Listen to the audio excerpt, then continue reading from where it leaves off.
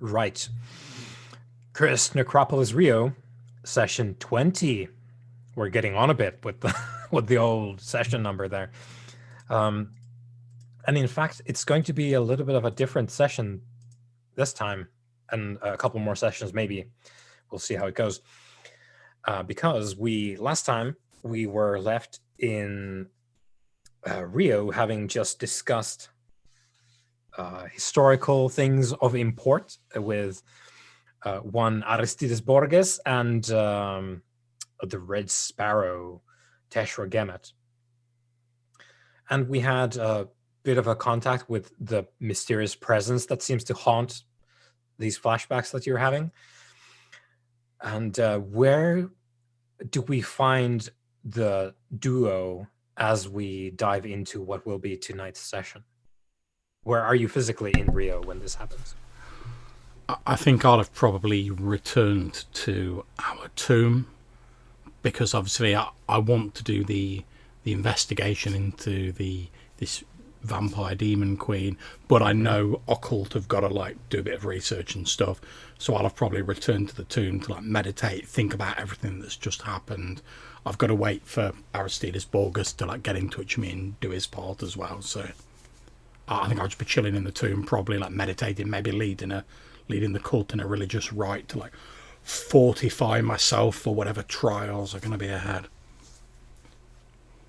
Right. What about Sobek?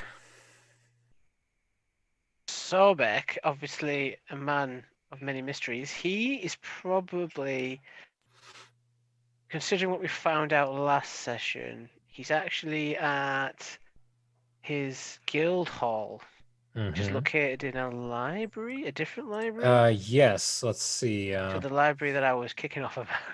Yeah. So I'll pop in and see what that is. It is the Brazilian Academy of Letters. In fact, that is your guild hall. Brazilian, yeah. So since I consider this an important matter, I suppose of what happened in our past and my brother's determination to put this right, I'll be seeing what help I can gain from the guild itself, because no doubt someone will have heard of these creatures. I don't trust this vampire and his heartless. Are you calling on someone of your guild to assist whoever you is available, if possible? Okay, take your pick. Who are you contacting? Oh God, this is from the secret card. Oh God. Yeah, it is basically the answer is if you're contacting the scribes, it's gonna be the secret court. I know this was my idea, and I'm totally gonna go with it. But secret court, this they're all an interesting bunch of people. It's Bontanath or Sarkons. Well, Ipshet is out of action. Appenbendis is out of action for now. But we're talking scribes, right? Scribes, yeah. Sorry, yeah. So it's going to be Bontanath or Sarkons, because you know that the only other scribe that you're aware of is not in Rio at the moment. So it's one of those two. My first instinct would be to go to Sarkons, the Oubliette of Flowers, if I am calling him correctly. Okay, correctly. The main reason for that would be because Bontanath probably will attach strings to this information, as she always tries to entrance me into guild drama. another party or something like that. But Psychonshi will do the same, but possibly I'll be able to maneuver a little easier. All right, so you're waiting there for Sarkons to arrive, and browsing the books, looking for titles that catch my eye. Anything that fate decrees is interesting to me. I'm all tied into fate. As you browse the titles, the spines of the books in the Academy of Letters, and Khufu is in the tomb contemplating religious matters, a fugue state steals over you, not unlike the one earlier this day. Yeah. But this time it fades from gray all the way to black, and we have a sort of black title screen come up with in the TV version of this, we have a voiceover read by someone much more talented than I am at voice acting, and the voice says to us as players, "For 1,461 years, the Arisen slumber in Hennet, the repose, awaiting the start of their long service. Then Sothis rises, calling the deathless back for the very first time. The civilization on the Nile will never be the same again." And we do that thing where we fade in from the utter black slowly, first with sounds and then with some actual visuals. There's a sound of sand being moved around. That's sort of like swooshing of loose grit. And we see a hand push up slowly from a unbroken surface of a dune, and then another one, and slowly it starts widening. This creature coming up from the ground starts widening the path to drag its corpse up from underneath the dune, and eventually there stands a man. This is an Arisen whose Sahu has formed during the long climb from the deep pit under the sand, where this creature awoke when the sharpest star is in alignment and the rite of return calls the Arisen back. And this is Sobek, who will know as Sobek in later times. Sobek, you have clawed your way up from just pure sand. It feels like days and days of climbing just upwards through sand. But you know by fate which way to dig, and dig you did. Am I completely naked at this point? Yes. There's not but the mystical formation of the Sahu, which is your soul's self-memory. So you stand there naked, but clothed in the Sahu. You're no longer a corpse form as such. So you will in fact have already spent some of your second. Do I need to make a roll already? You don't. You will have just lost that second in the vast amount of time it took for you to laboriously just claw your way out of the sand. So you can put yourself at 8 to start with. But you've made it out now, and you stand in broad daylight on a dune, looking out. There Open is skies, like a blue sky above you. The sun is shining from a cloudless sky. You look onto a river valley from your high position at the dune. And you can see that there is a settlement of a kind. Several buildings, looks to be at least dozens and dozens of people. Hard to judge from this far away, but there's people there. There's fields, and it looks like they're in the process of working in the fields, which this sparks a memory in you, because we have your merit there. It's the encyclopedic knowledge. So this rings true to you. You know what they're doing. They're leveraging the freshly deposited silt from the flooding of the river, and they're sowing the crops now. The flooding has receded, and now it is the time of sowing the seeds. You can see this town hard at work at this task. I do not yet know my own name, but this knowledge rises up in me. You don't exactly recall your name, no. Sort of while I'm standing there in my birthday suit, midday sun, just kind of taking things in impassively. If they could see me, I'm guessing it's a distance away. Yes, there's quite the distance. You're actually on the other side of the river as well. So there's the river, and then on the other side of the river, you can see this settlement. I kind of notice the heat of this whatever I'm standing on. Yeah. For the first time, I sort of bend down, curious as to what that is, and sort of scoop up what we know to be sand. Yeah, the hot. Yeah, just kind sun-baked of sand. look at it, confused.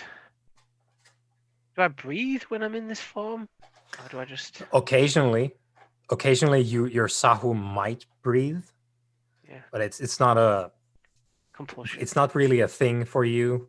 It might happen on occasion. Same with your pulse and other sort of signs of life. Do I sense any other arisen? Because I think that's innate, isn't it? It is, but not in your close vicinity, no. Okay. I have no idea what my purpose currently is or why I'm here. You feel the vague longing to know and understand. Yeah, things. Everything, which is entirely the reason you realize why you scooped up the sand. Yeah, you were curious. That's why I did it. Yeah, I was playing to that thing. We're kind of obviously fabulously handsome in his human guise. His naked chiseled form. I'll start heading towards the kind of village. Yeah. I imagine, like, as I'm approaching, just as fate decrees, like a loose garment from someone's house will have kind of drifted out to where I am, and I can sort of clothe myself in something basic, like a little robe. Yeah. So, because you have to cross the river before you get there, you find on the bank of the river, caught on a bush, there is a shift.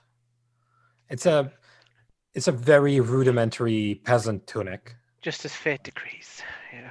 Yeah. But it's fine. Maybe someone fits me there. Quite well. Yeah. Yeah. Maybe it got blown there by wind. You don't exactly know, but you find it in good condition. Yeah. I like to think that I'll walk into the river, and like I'll walk to the bottom, and just kind of stand there, unmoving. Because like the river's not powerful enough to move me. No. You feel the currents though. Yeah. And you see some of the fish pass you by. They're not really stopping. They're actually not paying me much mind. Avoiding you a little bit. Eventually I'll climb out, and I'll approach the village, and I'll see whoever I can get to first. I don't know, maybe it's like one of the people sifting through the... Yeah. So you come up from the water like the thing in the lagoon. You've got your tunic, which is now wet because you went into the bottom of the river. You've got mud all up in your biz, because that's what happens in the river bottom. And you come up, and some of the peasants there working at the field, just like plowing the ground. There's no horses in Kemet, so that's not a thing. They do it by hand or by oxen, and these people aren't super rich. You think maybe because they have to do it by hand for the most part. There's no insignia or bearing to them that implies authority. Not really, no. And some of these peasants, as they're plowing the fields, and the other guy is coming in with the big bag of seed from last year's harvest, like tossing it into the furrow. So I don't know about a REM. It's in the far future, far past. We don't know. Irem has always existed. Pay attention, viewers. So one day we'll find out. But I probably do know Eremite. I probably can speak Yeah, Eremite. you can speak your own language. It is in fact the only language you speak currently. That's what I was just checking. Yep. Because I will try to communicate. 'Cause I think that I'll be able to communicate, and Mhm.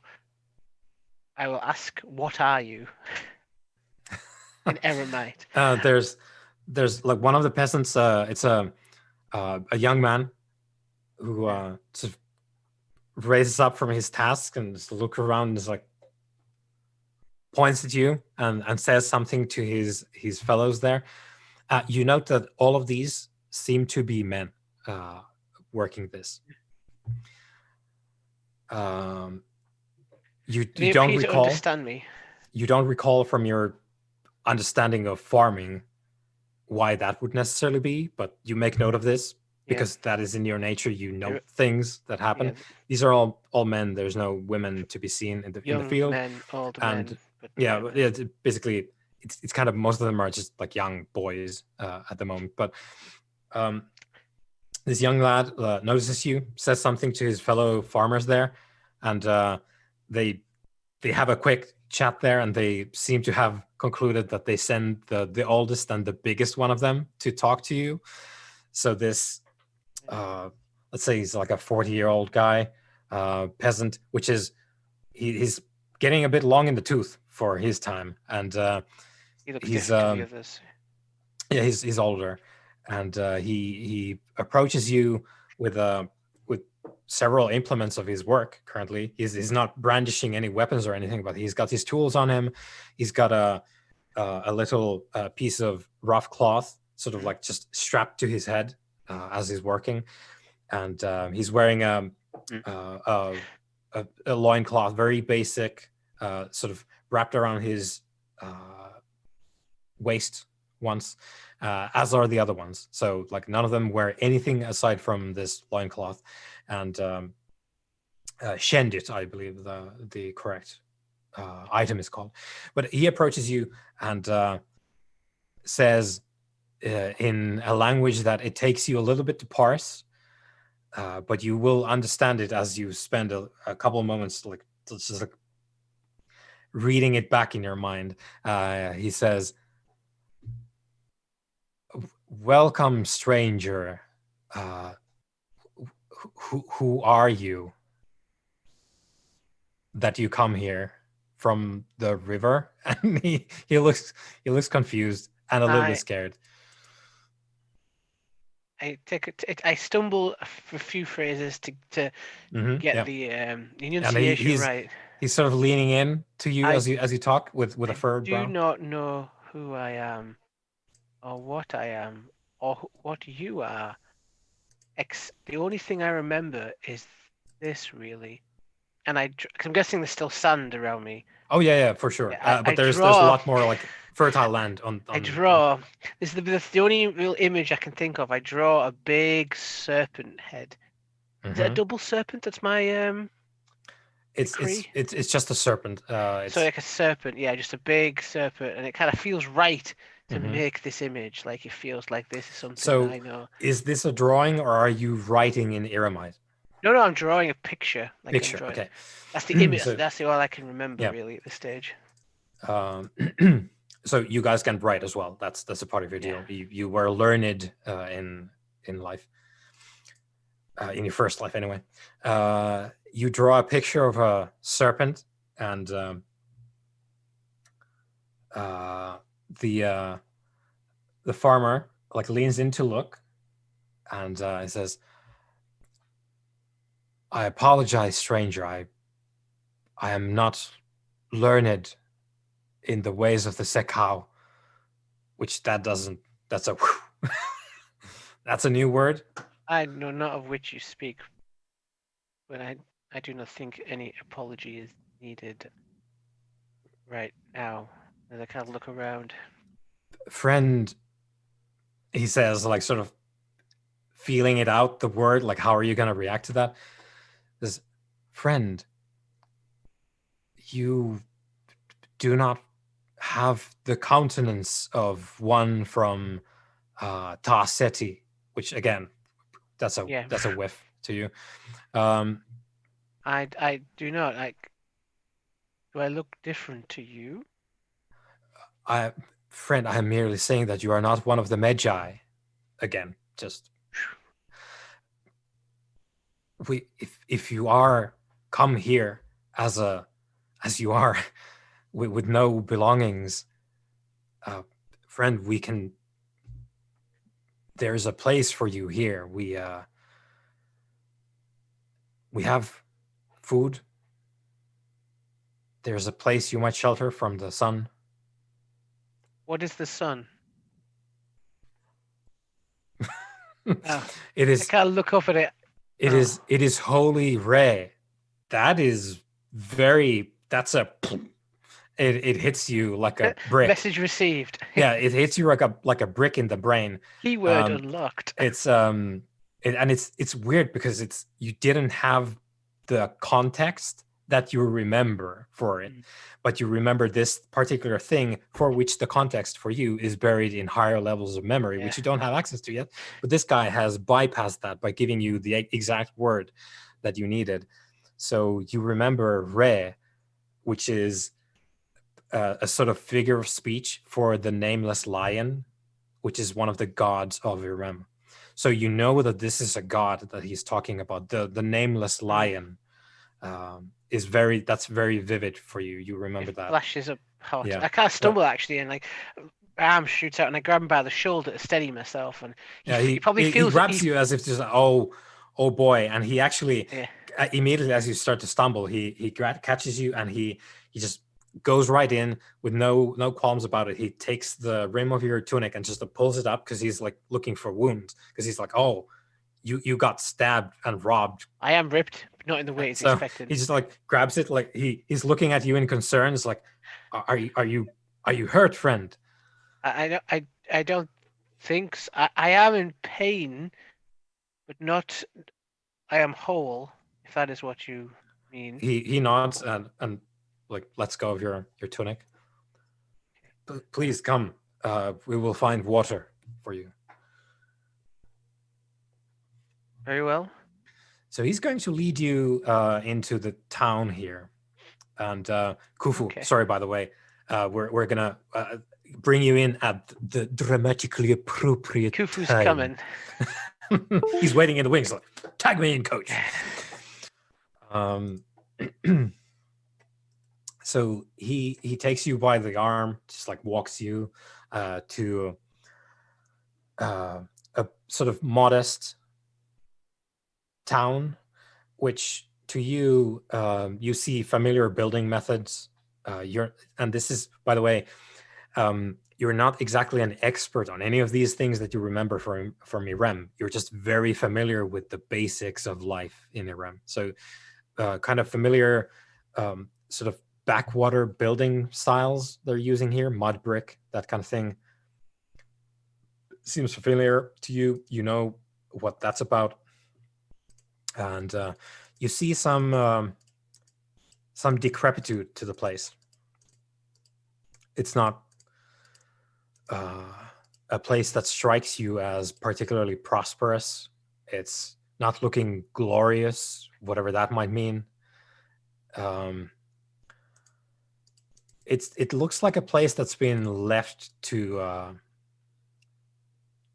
the sands of time a little bit. Just like me. The farmer carrying you around, he says, "My name is Aswad. What is your name, friend, that I might introduce you as we go?" I don't know. I don't know what my name is, or even what a name means. I feel like I should. Friend, I think perhaps the glare of Ray has afflicted you. Perhaps. We will find water. This is Neken, he says as he walks you into the city. And the only name I can think of, the only phrase that rings true is the nameless lion. You can call me such if you wish, but I do not know if that is my name. a name seems to have some kind of connection. And I kind of, look confused. We will call you Lion, he says. Very well. That is as good a name as any. It would not shame you, for the king himself keeps lions. King? He nods. To me, that was a question, but he's like, okay. He's like, Yeah. Hmm.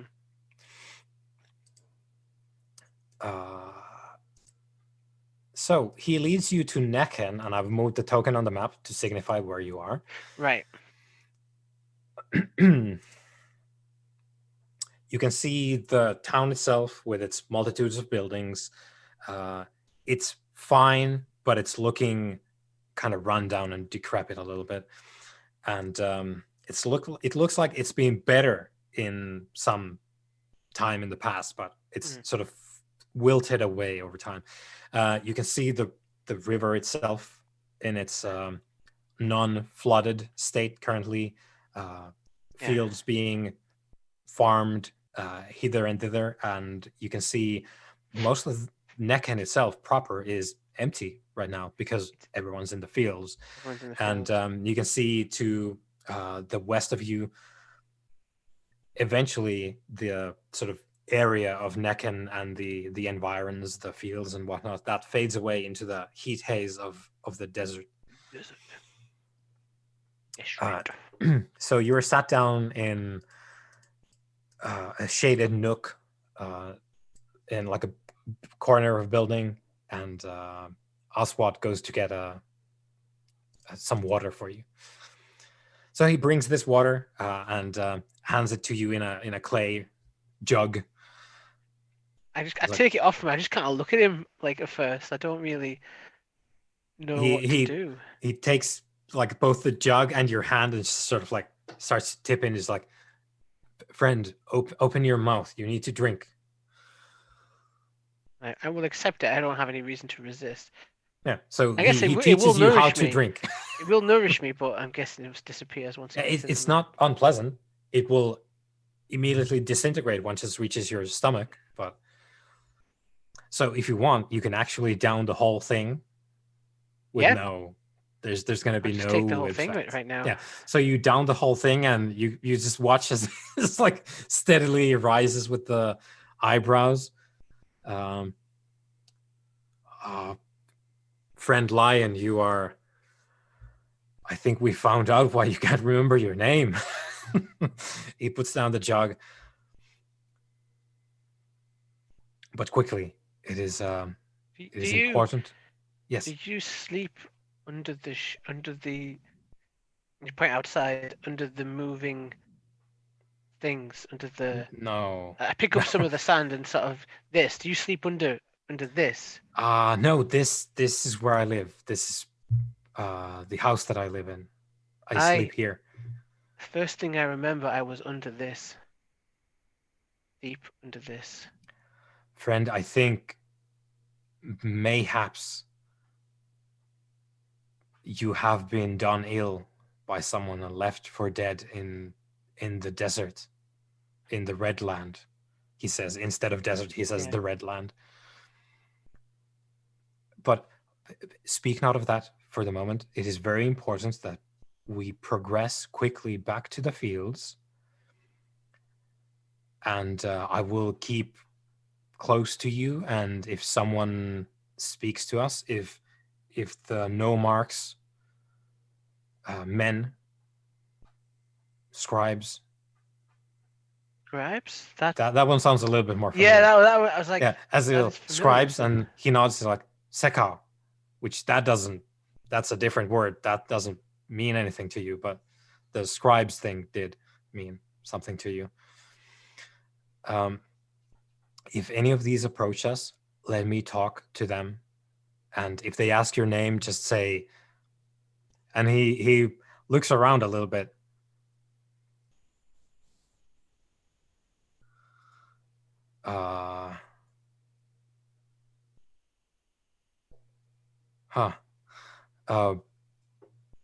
water bearer, he says, in language that you understand. Water bearer. Yeah, on account of your great thirst. Very well. Brent, please, we need to be moving. And he hands you some tools and it's like, take these. I take them, but I have no idea what. I'm just looking at. No, them you, like, you take them and you're like, I know what this does. oh right, of course, it kicks in again. Yeah. So in an instant, he makes you a proficient farmer by triggering these memories in you. You know all of the standard baseline farming stuff. You're good to go as it takes you to the field. So unless you protest or go on your merry way, he's gonna put you to work in the I am field. extremely malleable at the moment. Yeah. So unfortunately for them, that may change. It's like, friend water bearer, you must come and help me with the harvest. And like, no. Think I will not. instead summon the undead. We're gonna do a bit of timey-wimey stuff here. So you spend some time in Nekhan basically assisting them with the closing of what they call the time of emergence, which is the sowing of the seeds in the. Are we talking days, weeks? Yeah, I think we're gonna say like a week. Okay. Cool. Like a week or so. Does my second drop anymore? Is it just a? No, it will remain for now at 8. Then this is all just like dictatorial because we're doing it for the sake of the preamble here. And yeah, if you're amenable to it, they will give you a place. Aswad will get you settled in Nekhan. You're going to be farming with them. They're just finishing up. You're being told that this is the end of the time of emergence. So there's when the moon is new again, when Cons has completed its cycle, we will have completed the sowing of the season. Yeah, I'll spend my time mostly during the day farming with them. Yeah. Then during the nighttime, just asking endless questions. Just trying to figure out words, names, like things that I've seen during the day. But also kind of like in the dead of night when everything's quiet, feeling like a longing that I need to do something but I just don't also quite you don't understand. Sleep. True, but I don't know if they realize that or not. Yeah, it's just like that's something you can play with if you like. Yeah, you don't sleep. Probably just sit quiet and think during that time. Maybe I'll walk around at night. But yeah, I feel like I have like a sense that I need to be doing something, but I just don't know what that is at this stage. I just feel like an empty hole.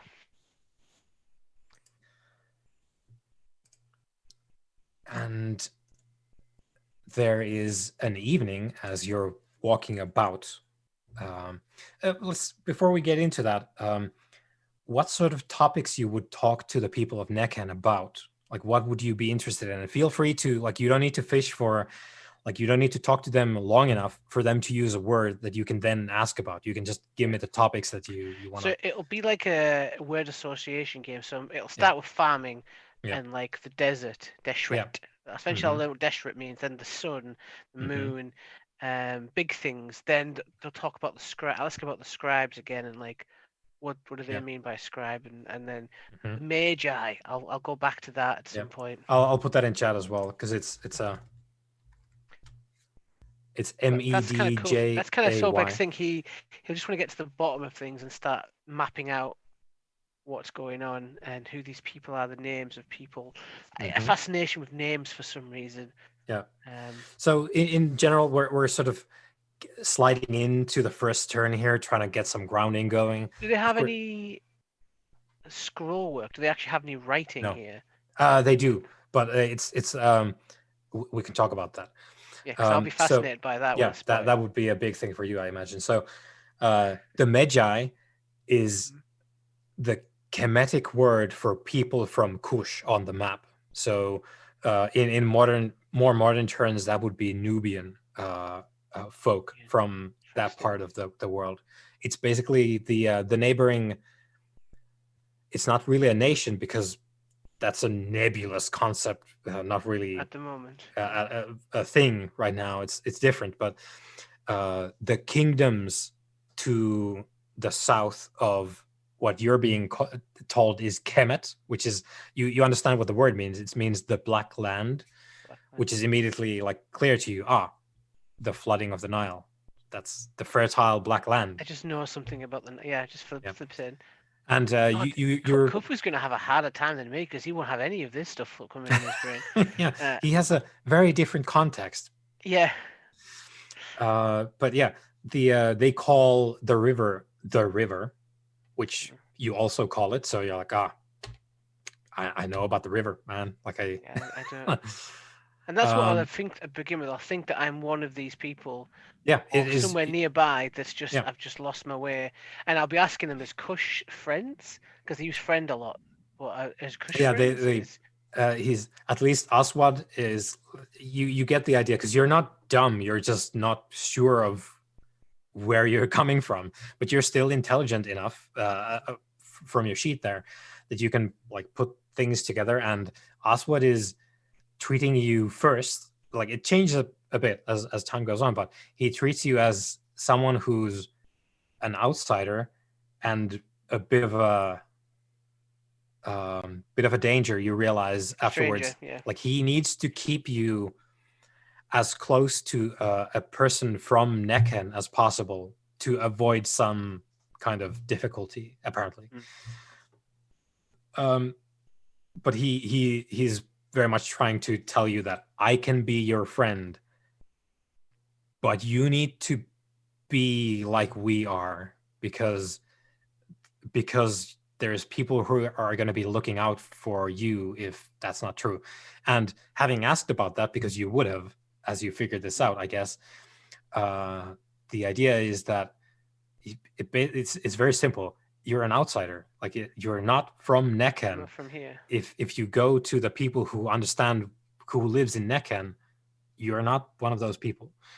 I think eventually, like they'll take me to the river on a good day or something, and I'll be able to see my reflection. Mm-hmm.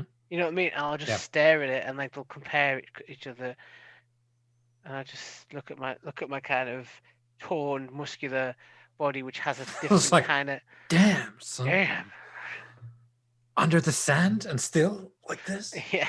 Oh. Yeah. The fields are over there, guys. But yeah, like and compare, like obviously he's older, and obviously I won't have much concept for that. And just I ask him, "Am I Nubian? Do Nubians look like he started out he explains this to you that he asked the first time, are you like you don't have the countenance of one who is Medjai. So he's telling you that you don't look like a Medjai. Yeah. So what am I? Where did I come from? Well, if anyone asks, you're from Necken, because otherwise there will be questions. Okay, friend.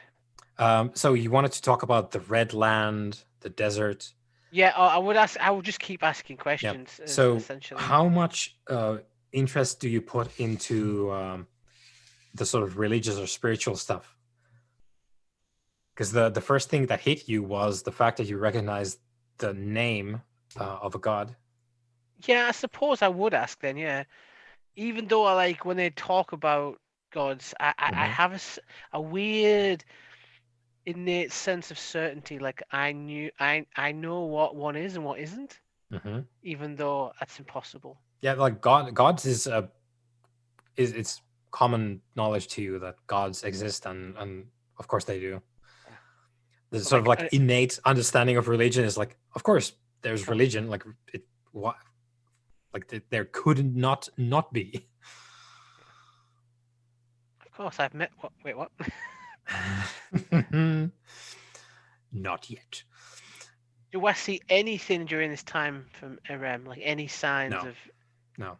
The thing that rang the most true is when they said, like, the glare of Re is. Yeah. The So red. one thing I would Yeah. be curious about actually is when it's nighttime, Mhm. a perfectly clear night, and sometimes I'll walk around the camp, just taking in the sights since I don't sleep. Do I recognize the stars? Looking up at the sky. Does that trigger anything? Looking at a night sky. Hmm. Do you have any specifics for that? On my sheet. Anything on your sheet with anything like astrology, astronomy? No, not really. I obviously have encyclopedic knowledge, so if constellations and the stars were important in a realm, I'd know. Yeah. But, Give me a D10. Just the D10. you know, I know when I've asked a really interesting question when you ask for a unusual rule. Fuck. No. No. Nah, nothing. Yep. Nothing is jangled. You do recall that that's an important thing, but Yeah. no specifics. But they've told you about there's the Red Land. That's where you have the people who are not of Kemet. So don't go there. those people are probably bad. They will Once I probably get hurt you. once I get a bit more comfortable, like I've simulated some knowledge, I'd start asking more probing questions like, Mhm. have they ever seen anyone like me before? Do they believe there's Oh yeah. someone else like me out there? Yeah, you're not extremely different from the people in Necken that you've seen. There's it's not, the difference isn't too great. Do I still know my judge's name? No, no idea what that's even about. Right, cool. But yeah, so you ask a lot of questions, and they talk to you a lot. And one of these evenings, as you're wandering about the city, the sort of dilapidated, time-worn city of Necken, you note that there's a river barge, which these aren't huge vessels by any means, and most of them are made from reed. There's not a lot of wood around Kemet, and that means it's very precious when you have that. There are palm trees, but it's not a common building material. So most things are built from mud brick if you're sort of on the baseline, and then stone is for important stuff. Somehow I understand that. Yeah, you know about this, but Yeah. it feels weird to you that there's less use of stone. You feel like stone is probably better. Mud Stone's brick, more mud brick useful. is for like, oh, this is a frontier town, which isn't the case, you don't think necessarily, but it's just that they don't use stone for whatever reason. They may not have the knowledge. There's a river barge, and you've noted that the people there are Magi soldiers. You've been told about this, which is why you know who these people are. You know what a Magi in the service of the king looks like, and these people are those. So this They're would be Nerubian. so these would be people from Kush, the south of where you are, south down the river. Do they look aggressive, or kind of like Not relaxed? particularly. There's the barge has stopped at Necken. And also, by the way, at this point in time as well, I forgot entirely, you would have become aware of the other city on the other side of the river as well. So look on the map Yeah, I'd there. asked loads of questions about that place. Yeah. What's over the river? Yeah. So Nekheb is a sort of like sister city. It's quite close. You can actually see it from this side as well. You couldn't see it from when you were coming over because there was the dune in your way and you didn't think to go over it. It's owned by the Red Vulture. Yeah. So could that be? It's funny that you say that because you've been told that. Oh, please tell me I was on the money there. You've been told that Nekhed is a city that is Yes, come on. it's sort of bigger than Nekhen is. Yeah. They do more business with upriver.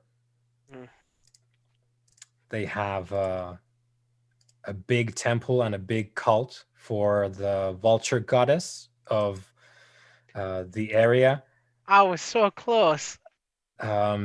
So you've been told that this place that you live in now, everything's Kemet. That is the Black Land.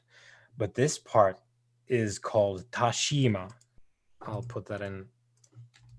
I'll ask them like at some point. Doesn't have to be now. If I can go to this other city, I want to Yeah, see. you can, but we need to like the reason why you haven't really done the great tour yet is that you've been busy with the farming. Yeah. And it's been made very clear to you that this is very important. There's going to be taxation. Yeah. That sounds familiar. What I get really confused by is these people get tired. Yeah, they do. Like, and just speaking as a guy in his 30s, like that's easy these days. I mean, imagine just not getting tired. That's a merit I want. Imagine working in the field all day. Mm. So this area of Kemet is called Tashima, which means the land of reeds, which that is not really that significant for you. It's Yet. ties to the river. There's going to be reeds. But you've been told that in Nekeb, they have a temple and a cult for a very important goddess called Nekbet, which is the vulture goddess of Tashima. So this is like a big deal. A goddess that is very important for this entire area that they call the Land of Reeds. Is she more important than the lion with the nameless lion? Aswad would not have the vocabulary really to give you like a dissertation on theology, but he makes it clear that in Tashima, it's very important to keep in mind the vulture queen Nekbet, because she is the guardian of Tashima. But when you are in Tashima, you sacrifice to Nekbet, but the gaze of Re is on all of us in Kemet. And of course, and this is the part that he knows, and he explains it to you like that. He doesn't really even need to talk about this part. Of course, the king himself is the bow of Heru, who is the son of Re. So please don't mistake the position of Nekbet. We he sort of goes on the defensive a little bit. It's like we honor Re here as well, even though this is Tashima and we have Nekbet. And a lot of those words were familiar to you. You know what this is about. So Heru is the nameless falcon. So that's another like, that's straight Iramite memories. So you remember two of your nameless gods now. You'll remember the nameless lion, which is Re. There is Heru, which is the nameless falcon. And they're saying, Aswad is saying that the king is the bow of Heru. And that means that the king is the divine presence of Heru on Earth. On this place. Yeah. So that's the divinity of Heru inside the king. Concentrated. Yeah. So he says this as sort of like, of course, like this, like because you're clearly a local because you know about farming and stuff. So you know about this, but he just says it in case there's someone listening, I guess. But yeah, I don't remember how we got to this, but this is you remember these things also. But the Magi on the river barge, you know what they are about. They're soldiers of the king, basically part of the standing army. These particular ones, not all Magi. Magi are the people. These Magi are with the standing army, and there's 8 of them that you've noticed. and 2 leaders for them. So 8 soldiers and 2 sort of leadership types with them, who seem to be clad in quite heavy robes. So it strikes you as like priests maybe, or like some kind of nobles, because they wear a lot of garment. Different to the rest of the people. Yeah, because the soldiers are wearing just a little bit more fancier loincloth, because dude, armor isn't a thing in Kemet. you don't wear armor in the gaze of Re. Ray, it's too hot. Because you will die. No, in the heat. 4 of these, accompanied by one of these leadership types with the fancier robes, complete with like headgear, which is a sort of like cloth hood, which isn't tied to the robes itself. It's a thing held in place with some kind of ribbon tied to the head. And the barge came in sometime during when the sun was going down. And 4 of these and one of the leaders came in to Nekbet. They did some discussion with some of the local elders, and they headed out into the desert area. Not desert, desert area. And you're at the sort of wandering around by the river, and your gaze is drawn to the barge with the remaining 4 and their leader. They're sort of sitting around. They're eating a bit. You know that the leadership type isn't partaking any of it, not drinking, not eating. And you feel a recognition. There's a boiling of something very familiar on the barge, and it takes you a bit to process it, but and you don't actually properly have the words for it, I guess, but you innately understand what's going on. There's a burst of Sekhem on the barge, which is, again, this reed boat, which isn't extremely big, but it's a little bit bigger because it's from people who have a lot of money. It probably has some wooden bits as well, maybe. Genuine wood. Yeah, genuine wood. Can you believe it? Khufu, you are awakening. Your desiccated corpse eyes are flickering open to the wonderful night sky over the river. You don't know where you are. You feel a little bit of the water sort of bobbing you around gently. There's no great urgency in your awakening. It's almost like you were dredged from some deep abyss of an ocean, and you're sort of like slowly resurfacing and gaining your senses as the water recedes and leaves your ears open to the air so that you can hear. And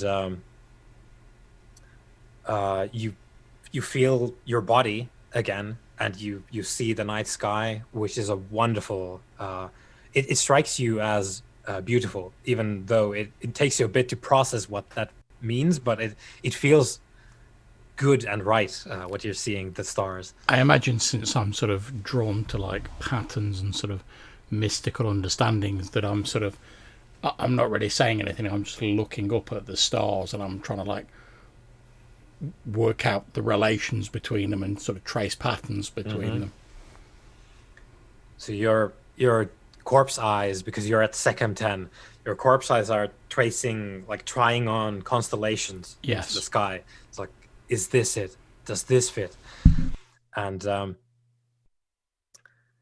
Sabek, you feel this happening. You know that there's someone there, a person of infused utter power on the barge, and you can see the who you think of as a leadership type, because they exhibit more material exuberance by account of their cloth. That one like snaps from the some kind of funny joke that they were sharing with the soldiers. That one snaps ahead towards this which you now, as you're sort of drawn in by this, like, what is this radiance boiling in this sight of mine? You're drawn in, and you look and you see that there's a cloth bundle which is blinking now, and it is indeed a dry corpse that is moving slightly. The head is turning from side to side a little bit as it is scanning something in the sky. There's a corpse halfway sort of draped in some kind of cheap cloth, and the leader on the barge has noticed that same thing that you have.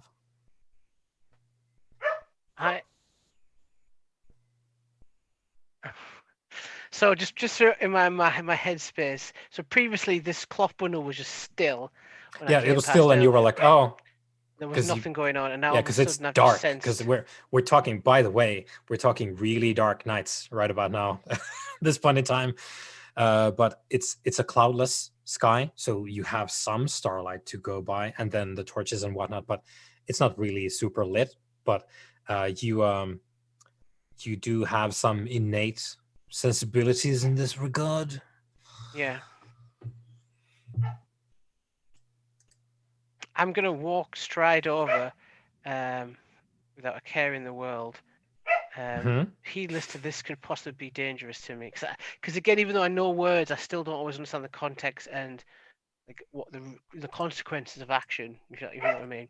Because I've just been farming for weeks, so I'm gonna go over and just basically say to the guy who I think's the one that's ornately dressed.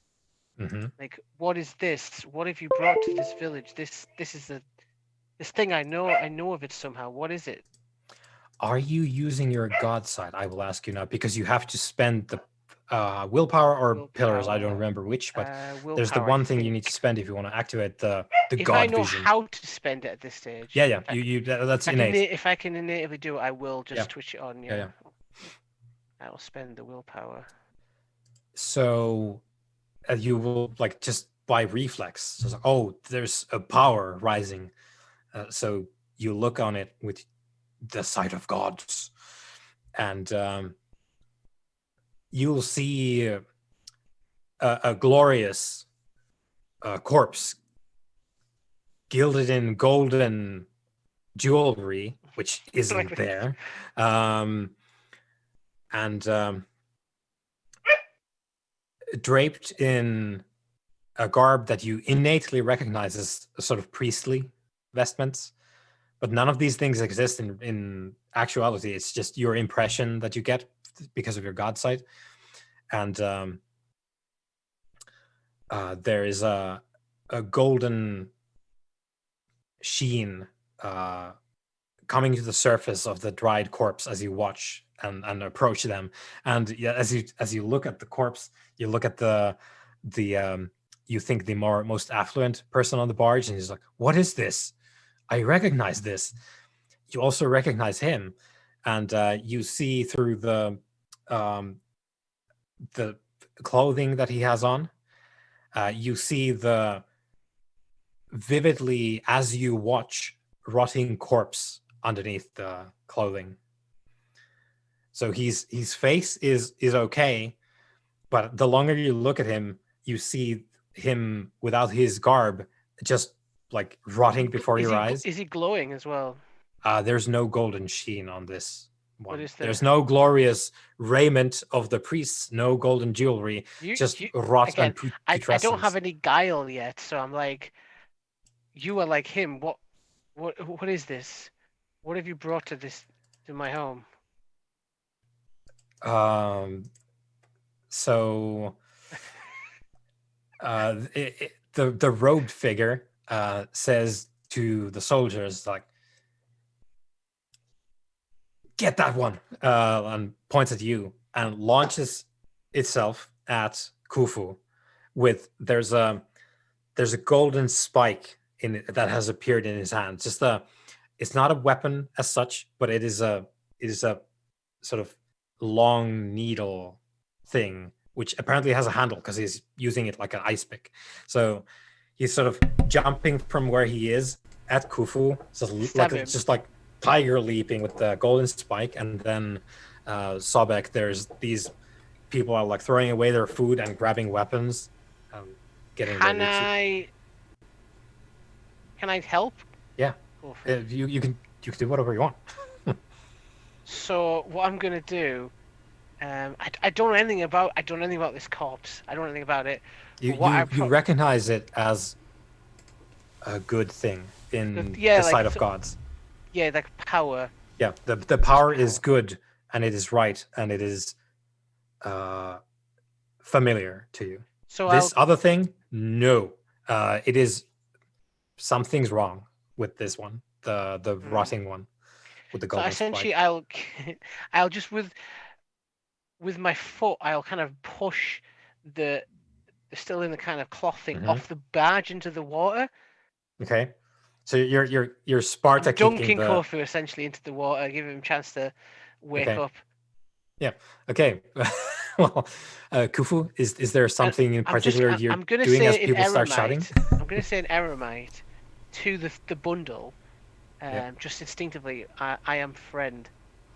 I hope that he understands. I mean, he might not. So Who you knows? hear all this, Kufu, and there's a shape launching itself at you. And What do you presumably do? I've just been punted off the barge Yep. into the water. Yeah. Well, So, at which point, since I'm effectively like no longer in any danger, and I only vaguely recognised what it is as danger, and I don't need to breathe, I've just been like plunged into like That's what I thought. You see, I cool thought- darkness. I'll probably not react at all, and I'll just like sink down into the water. it's almost Probably like making patterns with the looking at patterns in the waves and like the fish and whatever. it's almost like a return to the darkness you were just summoned from. Exactly. Yeah, it all feels very comfortable for me, and I'm in no danger. I'm not breathing. No one's bothering me. So I'm just like, Yeah, just sinking into the sill. yeah. And what do we do, Sabek, on the barge? So this road figure just like tumbles across the barge. I'm gonna say in the language of these villagers, I sense something wrong about this guy. Yeah. And I'll say something, probably like poetic, like I'm kind of interpreting Eremite language into this, and say here stands a blight upon the nameless lion. We must burn this foul thing back into the light. So who are you saying this to? Just shout it to the villagers like this is a. And so you're shouting to the villagers like, "Oh, there's people we need to kill here." Bad men. give me some role to convince them to do this. It's a persuasion roll, isn't it? Probably. Presence or manipulation in this case. Both maybe. sound good. Whichever. I'm gonna go presence actually because I'm not trying to lie to them or anything. I'm just trying to influence. It's like them. honestly, guys, I can tell this one's These are bad. bad dudes. Yep. Let's have a go. Oh well. Good night. Yep. So that was a short first turn. So as you start yelling and people realize that you're punting people from the king's barge into the river, everyone's losing interest real quick on what's going on down by the dock. Yeah. So people find things to attend to elsewhere. They say you're one of the guys, but you know, when it comes down to it, you're still an outsider. Yeah. When it comes to being an immortal, deathless corpse sorcerer, you can never really get there, can you? Yeah. Yeah. So you're alone now. I am they alone. disappear because they can see that you're trying to kick off something with the king's soldiers. They don't want any of that. So. Yep. Okay. I guess it's me versus whoever these guys are. Okay. So the soldiers got front row seats to this as well. He's like blah blah blah blah blah, just watching it from down there the river. Yeah. The soldiers drawing arms. So spears coming out. Someone's bringing out a kind of like an early Kopesh sword. I'm guessing I don't have a crossbow or anything like this. You've got fists, like justice and retribution.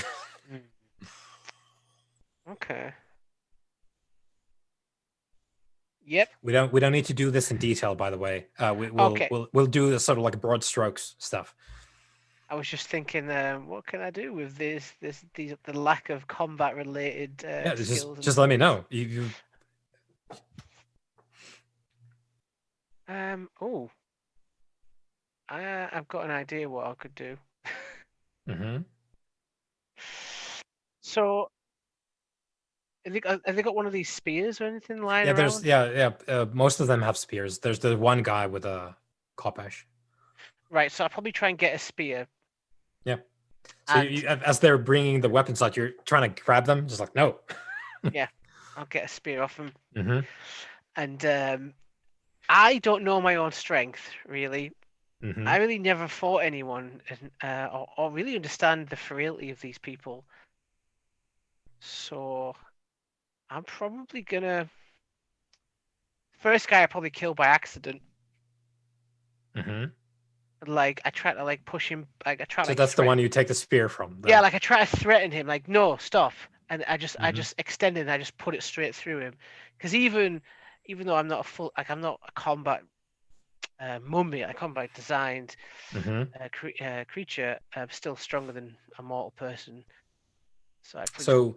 So I'll say for our purposes here, because we're more interested currently in uh, the broad strokes of the narrative to Yeah. start with. We might get into the knitted more Because if I have to roll this detail out, oriented guys, I probably wouldn't. resolution going forward. But for now, I'm going to say that you can kill one guy per hit Yeah. on you. So if you want to take them all out, they will die. I will definitely kill the first one. Yeah. I don't mean to essentially, but it's like a learning thing again. The second one probably comes at me. I defend hmm myself instinctively, kind of like hmm somehow I know how to. hmm And how I imagine it happening is like I stab him through the neck and then chuck him into the river. hmm And then the next one comes at me, and I probably threaten him. So I'll probably try and intimidate him to be like, I don't want to kill you. hmm Do you want to like give him an option? Now he's about to skewer you. Okay. And again, he'll actually like skew me a bit, hmm like, but my reaction won't be like what he expects. You know what I mean? But he expect me to go, oh no, Yeah, because you no." can do the thing where you just take Yeah, the hit and then you just drag the spear that's pretty much forward. yeah. And then I'm just like, oh, I'm all right, and I just kind of like, Yeah. and then I want it to be just me and this dead looking guy. Yeah. So do you take the 4 down? Is Yeah, that it? Okay. So I'll make a series of 4 rolls real quick. they were 4 major NPCs, just just gone. So let's see how we do here. Yeah. Interestingly, in modern day times, I don't think I've actually killed anybody. Yeah, no. Yeah. You did. You killed the father of the little saint of the Church of the Feathered Serpent. I think that was John actually that did that. Was it Khufu? Yeah, because that's the only thing Was he tried to negotiate with him and they called John's bluff and John wasn't bluffing. He killed him and then that's his spirit. Yeah. So you're looking at on there. So you're looking at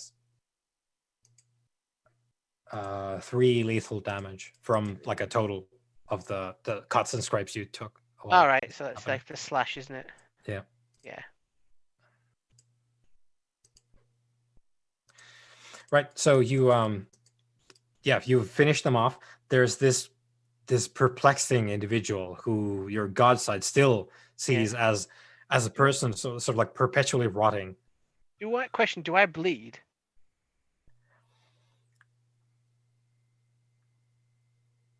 Not right now. You would, yeah, if you had more memory, but you memory. don't remember to bleed. Imagine that you don't remember because bleed. I'm seeing the blood and stuff on these guys. Yeah. And then I look at my own wound.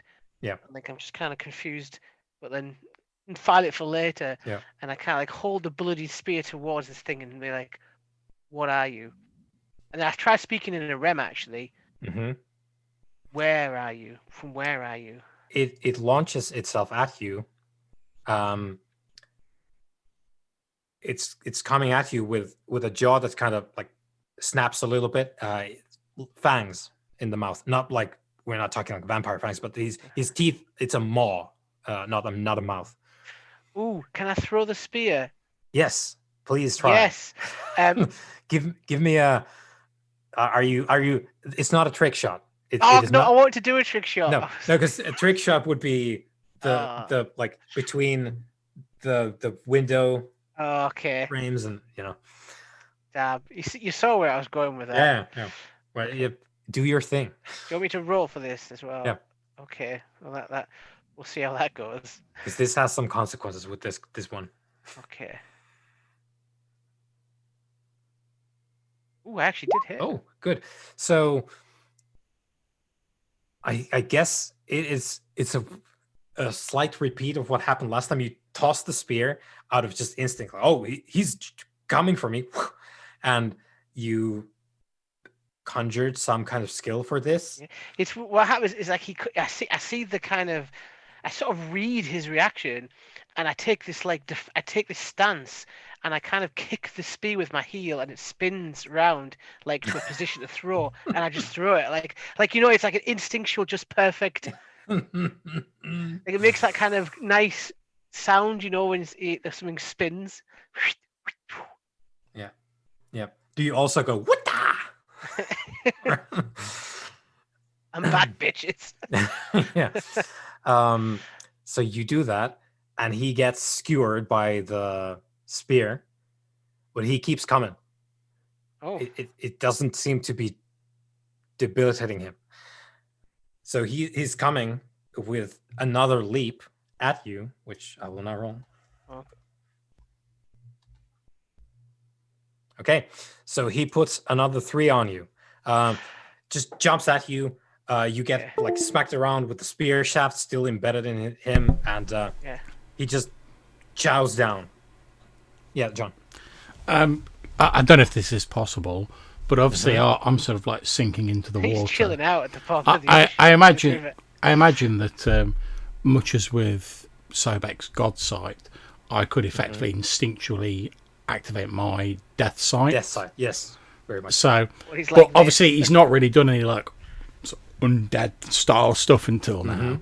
But perhaps I was thinking maybe that's like triggered the Death Sight, and obviously I'm assuming instinctively I know that like dead things that aren't us should not be. Yeah, it's going to be the same kind of instinct that Sobek gets with the God Sight. It's like, no, I can tell that this thing is not good. Yeah, so what I'm wondering is, as soon as he sort of started getting his like heartless vibe on, if it kicked off my Death Sight, I would have been attempting to like swim back up to the barge to like come up behind where he was, sort of instinctively like staying in the shadows and the darkness because it's night, isn't it? Yeah. And obviously I've got my sort of speciality in like moving in darkness and stealth and whatever. So I'll effectively be trying to like come up the side of the boat like behind him, where he is, like using my Death Sight to like gauge where he is. Yeah, and it is very clear to you where this creature is. It is, instinctively, this is lifeless. The creature currently eating something that you recognize as well. Like there's a power in this other creature that is currently being ate by this lifeless creature. So Sobek is sort of being pushed down by this weird lifeless man who's just sort of like going rabid, just like. Now, obviously, feel free to say no with this, but obviously I've got a speciality in superstitions. Yeah. With my Death Sight, would I have any vague idea about like what might be effective against this creature?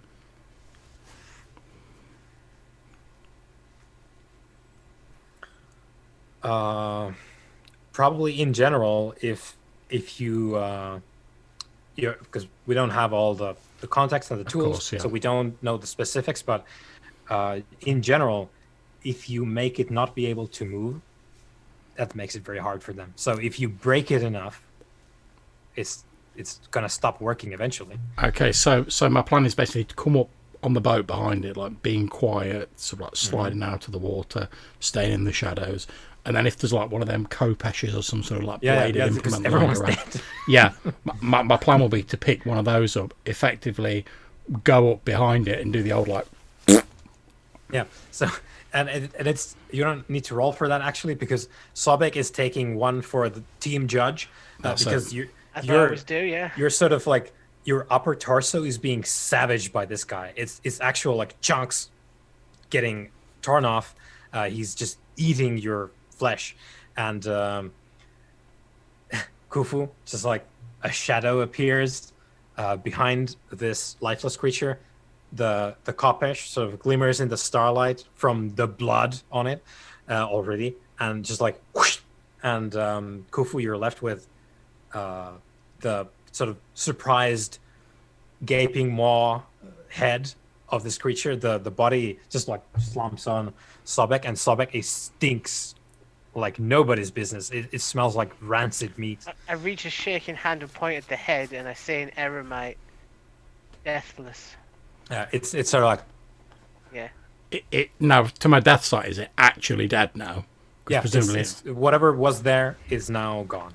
So and, obviously I'm still like rotted corpse man. So dry corpse man. Yeah, dry corpse, like desiccated. So I'm just gonna like set the head down on the deck, and I'm just gonna be like, the dead should remain dead. I thought you speak in Eremite? Yep. It's any language I know. And I'll switch back to I thought they did until just now. You look dead. And this is very different to you, Sabat, because this is actual Eremite. You know this language. This isn't a case of you adapting to the Kemet. I understand you. Yes. Can you remember who you are? I am as you see me. Nothing more. Nice. So such was I. Not too long ago.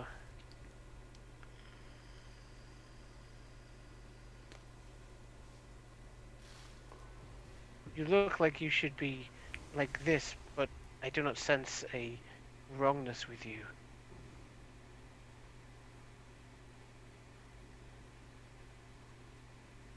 I kind of start to stand up, and I just like I think I'm just standing there because I'm like, that wasn't a question. Is this normal?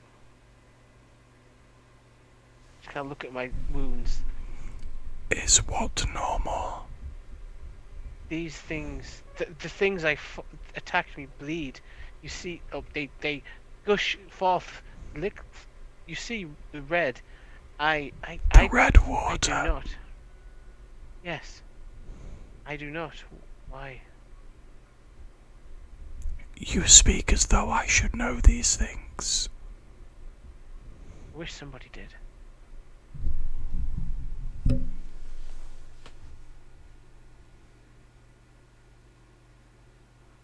Do you have a name? Perhaps.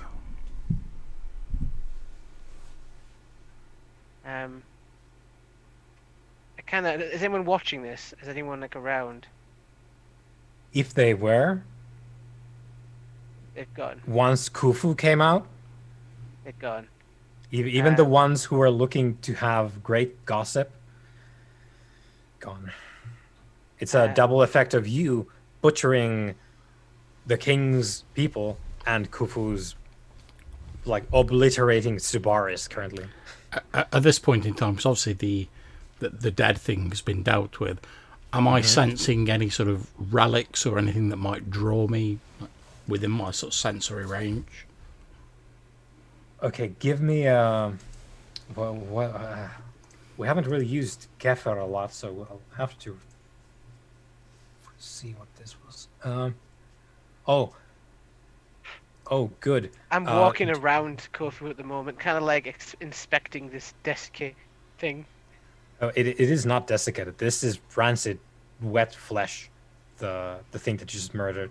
No, I But- mean Khufu oh, himself. Yeah, he Khufu, means Khufu me. is I'm yeah. just like taking him in, like just because I looked pristine, yeah. like I looked good. So So Khufu, did. I'm delighted to tell you that you can spend willpower if you want 3 additional dice on top of the 10 that you get from your. I'll just go with the 10, to be honest, mate. If you want actually- 13 dice, now's the time. No, I'll One just go. success. What the? I'll just go for the 10. If it doesn't work, it doesn't work. And you can just do it manually if it doesn't. There we go. 7 successes. You feel that there is a vessel that resonates with the kind of power that you feel inside you, moving inside you and within your thoughts. It's not. Let's be clear about this. Sekhem within you isn't like, oh, I feel like I've ingested this magic fluid. It's like pervasive. It's the thing that animates both your withered corpse. It's also the thing that creates the illusion of a body on top of that. And it is also the thing that actually keeps your mind and soul and everything in motion.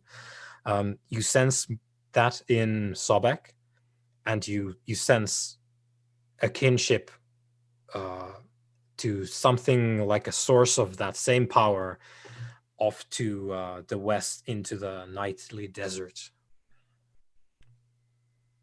It's not terribly far away, but you can sense it. You would have to travel for a little bit, but it's not like a massive distance. So I think with the threat of the Heartless sort of dealt with, I'm just going to turn almost so like I'm talking to myself rather than talking to Sobek, and I would say, something calls me, and then I'm going to turn in the direction of the relic, and I'm literally just going to start walking in like a straight Wait, line. no, I'm just gonna kind of grab him by the arm or the fleshy arm. Wait. You need no, you need time. You need some time before. If you are like me, and I'm saying this in Aramaic, then there is much you do not know. You need a moment. Please allow me to assist you. There is much I do not know, but I do know that I am called.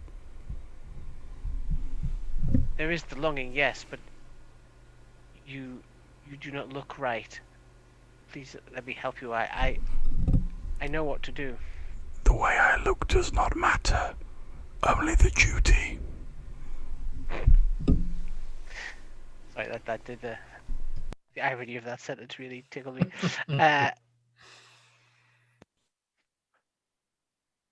Please wait. I've been alone here for. I don't know the word, but some turnings of the.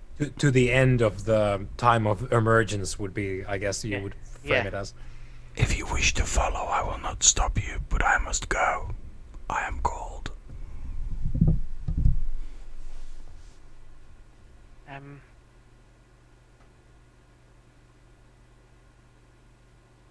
At one moment then, and Very I well, will. but only one. It's an Iramite moment, though. It's a different unit. Does this guy, you know, the noble guy that we just killed? Yeah, that wasn't a noble? yeah. The currently just like it smells like Awful. a butcher shop has been left unattended for weeks and weeks and weeks. It's terrible. I'll go through its things. Does it have any parchment or anything? Writing implements? That's a good call. I'm gonna say it does. There's a papyrus piece that it has tucked away in the robes. Right. I'm gonna do something which, you know, you may one day may decide this bites me in the ass in 2016. But I'm gonna write a note. I think I can write in the language these. There's writing on the papyrus as well. Of course, it's there's space if you want to write, but I kind of want to like scratch. I kind of draw a line through and then my Yeah. own hand, write a thank you note. Hmm. Just basically said to the guy that took me in, is Yeah. Oswald. yeah, I cannot explain why, but I need to follow this this thing I have met this night. This corpse that I met. You, I know that the village has ran and fled, but if you come back and read this, I want you to know that the kindness you showed me will stay with me for however long I am here. And such is that if you or your descendants ever wish a favor upon me, or I can repay this kindness, I will honor that whenever it comes to me, kind of thing. Yeah. Basically, I'm making a promise, and I don't know I'll live forever. So you put it Yeah. in his house, I guess. Yeah. So I mean, I run off and I put it there, and I kind of and I come back with a kind of medium-sized jug of water, Hmm. and I say to him, drink to drink this, it will help. So you're being offered a jug of water. I think I probably just look down at it and then turn in the direction of the relic and start walking up. Because I don't really have any sort of knowledge of like drinking or anything like that. So I don't even have the basic knowledge that like Sobek had. So he's like, "Oh, drink this," and I'm like, "Wow, I don't know what drinking is. I don't know what that is." Yeah. But I know there's something over there that I need to go to. Him. Even with my injuries and that, I'll follow him, and I'll just start asking him questions, just like rapid It's a fire. barrage. Yeah, just rapid fire. Yeah, unless there's anything that like sparks any memory in me, I just won't answer most of them. So I think time has passed enough now that you will have dropped from 10 to 9, Okay. Khufu. And because that is literally like moments. So that's always the peak of like arisen power is very high, but it only lasts for a very brief amount of time, unless you gas yourself back up. But we'll get to that later on. You pass by several structures in Necken, I guess, because you're talking about the things that you know. You know about 2 things that really hit home for you. So you probably mentioned Re at this point. Yeah, I'll mention the gods eventually. I mean, I start just going through the list. So because he speaks in Rem, so that I remember, I don't know even what that is, so he can understand me. It's like a connection. To me, it's a mystery, and he is the focal point of this mystery, and I am laser focused in just asking him anything. And Khufu being, OG Khufu is just probably not entertaining my. Yeah, I'm not showing any signs of displeasure with your questions. It's just generally No, but like unless I've got an answer, I just won't respond because like, what's the point in going?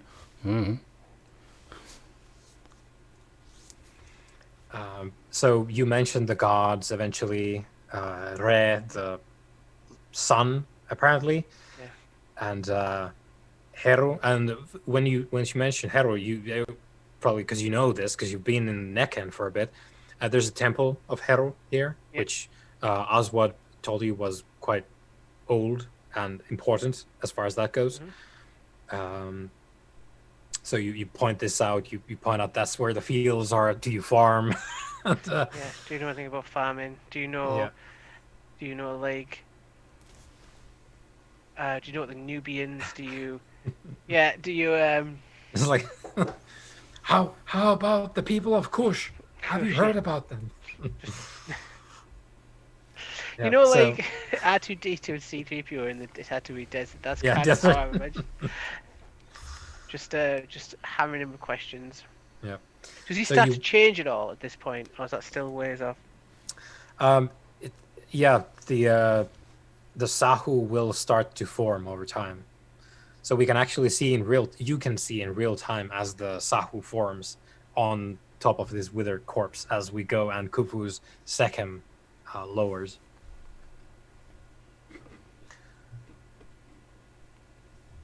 And Khufu does share some of the characteristics that you've come to associate with the Medjai when the Sahu has finished forming. As you traipse into the desert. Does it form like top to bottom, or like does it It's just sort of like it kind of just comes grows out? out. Yeah. Okay. Like it's almost like the body is being re-moisturized. You are changing. And Kufu, you do feel a little bit different. You feel more there now, sort of more present now that you're not being overwhelmed with Sekhem. To that, I'll probably just respond, yes. You're correct. That is factually true. That is the truth. You walk into the desert. You know that it's a path as much as that can exist in such a ground. It's being used regularly. You end up at this. It's not a dune at all. It's a sort of clearing, not as deep into the actual red land to be deep desert, but it's some distance away from Nekhan, to be sure. Enough for your Subaris, for example, to stop affecting them. Kufu. And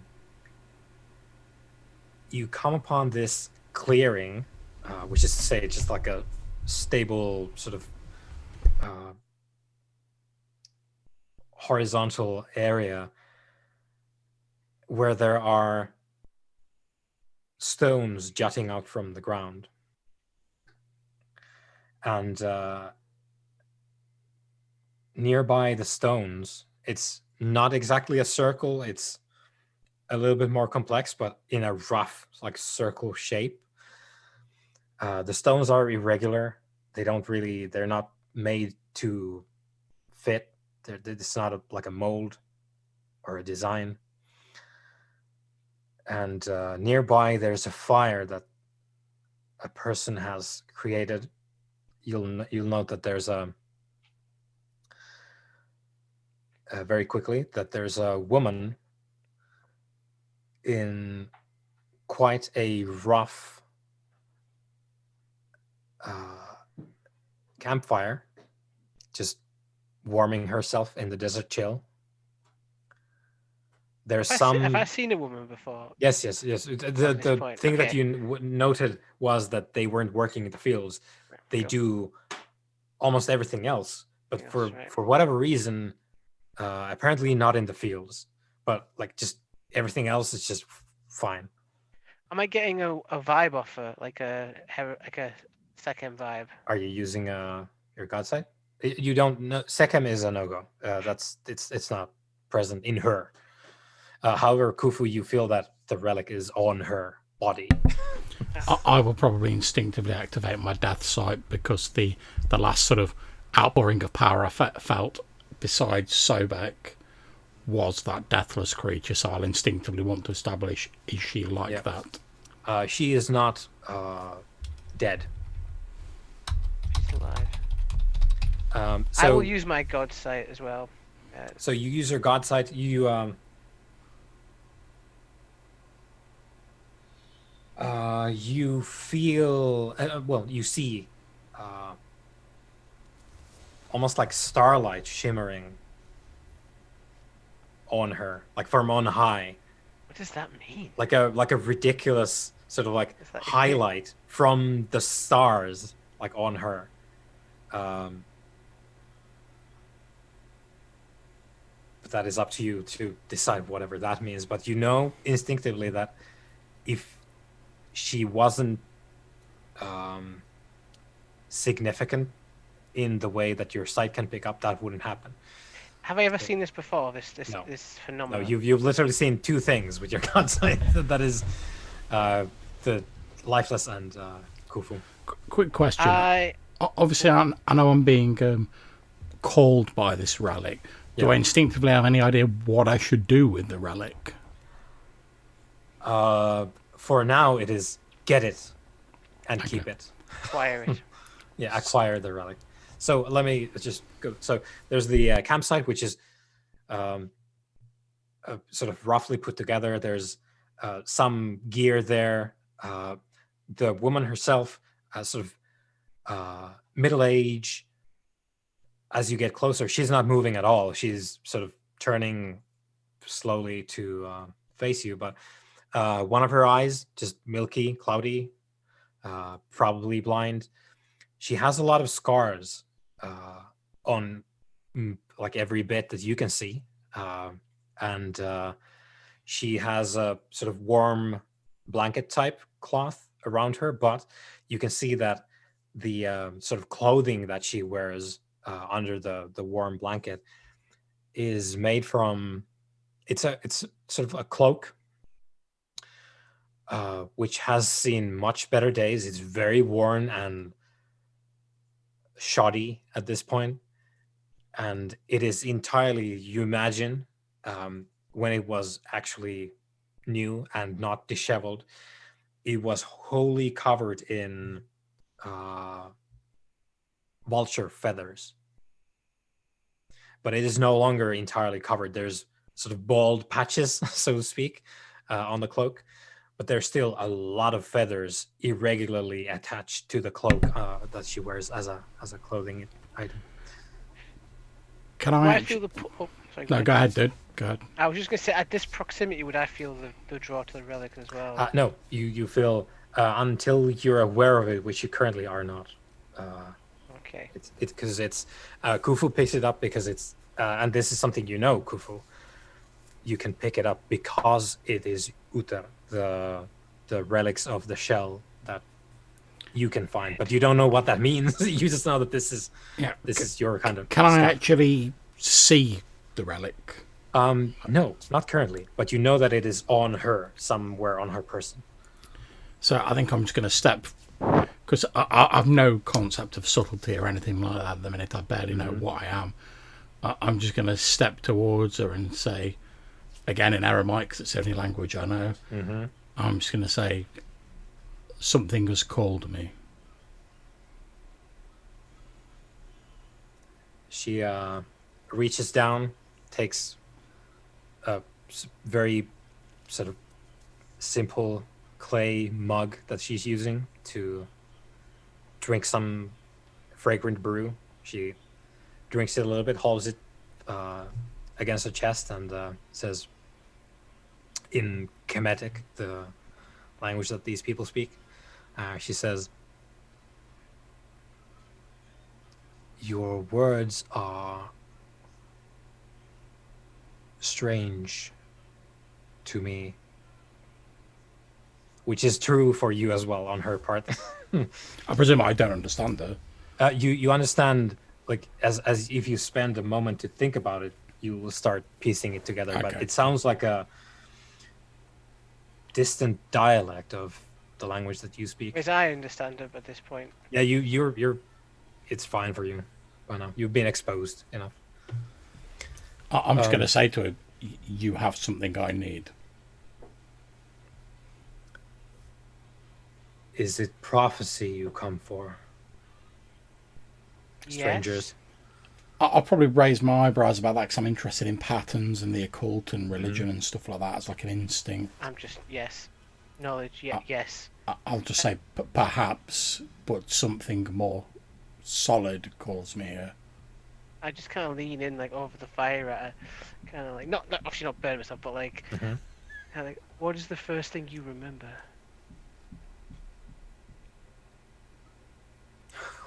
She chuckles a little bit. What a strange thing to ask. Obviously, I'm speaking the language that she understands. Yeah. Wait. They only ever seek me out of prophecy these days. They? If you're not here for prophecy, have they finally sent you to kill me? I do not. Am know I who to they pass are. into the west? I don't even know what the West is. Does that ring any bells to me? That does ring some bells. That is some language that relates to death and your understanding of how that occurs, and that is true for both of you. That's just the sort of religious facts. That's not a Khufu only segment. No, that's your life. I'm just going to say everything passes to the west eventually, but Yes, it. How? Yes, it. How do we know that? but I am not here to send you on that journey. And then basically, again, because I've got no concept of subtlety, my plan's to basically just go towards her and like rifle her for whatever it is that I want off her. Because I'm like, you're an old woman, you've got something that I can't see that keeps calling to me. I want it. Yeah. So you go like, anybody got time for your prophecy? I'm not here to send you to the west now. Give me. Approach her.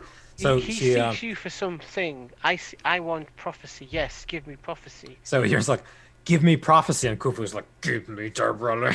And so the clay jug shatters as she drops it, and it hits like one of the stones that she has gathered by her campfire, and it breaks, spilling the fragrant drink halfway into the fire, which smells fine. Like it smells pleasant as it goes. Make that.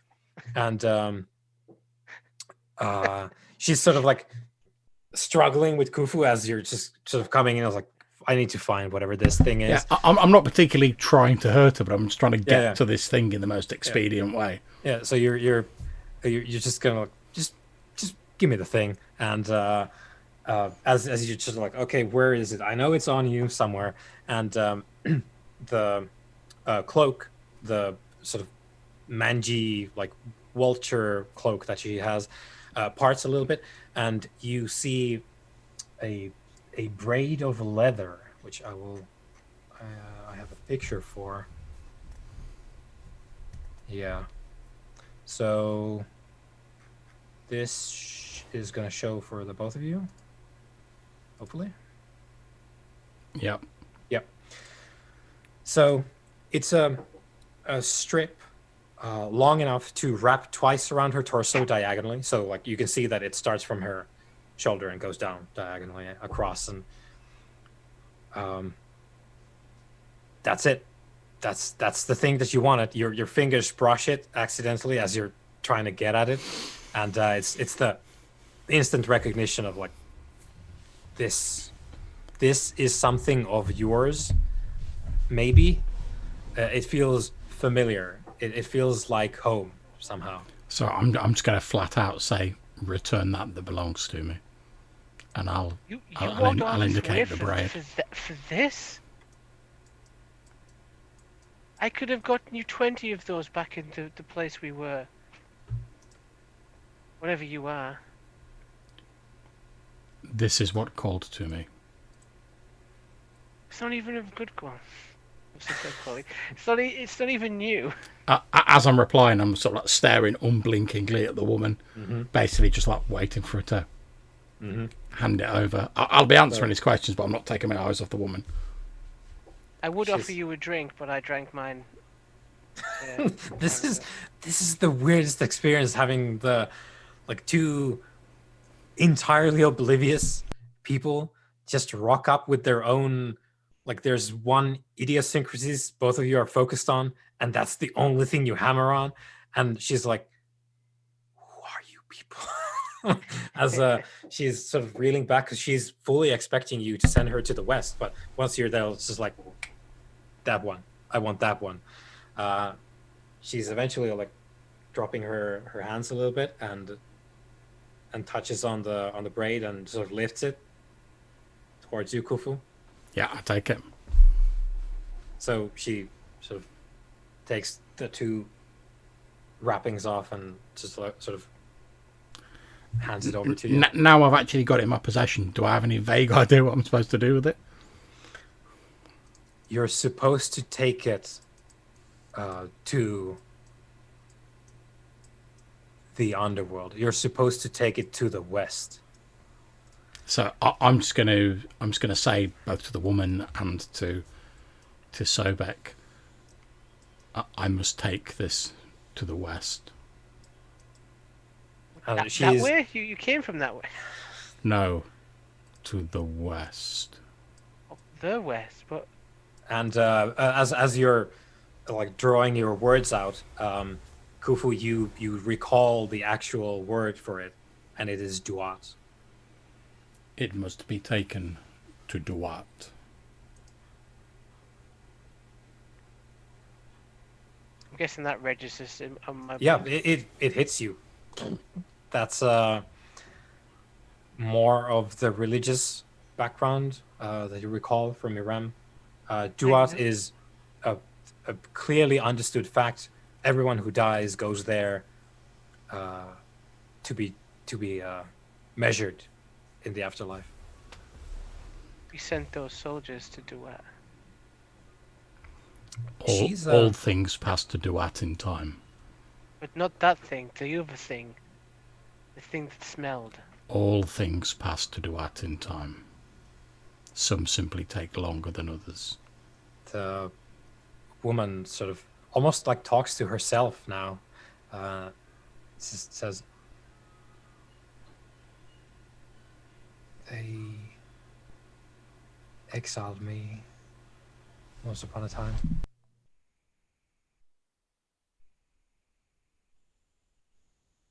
And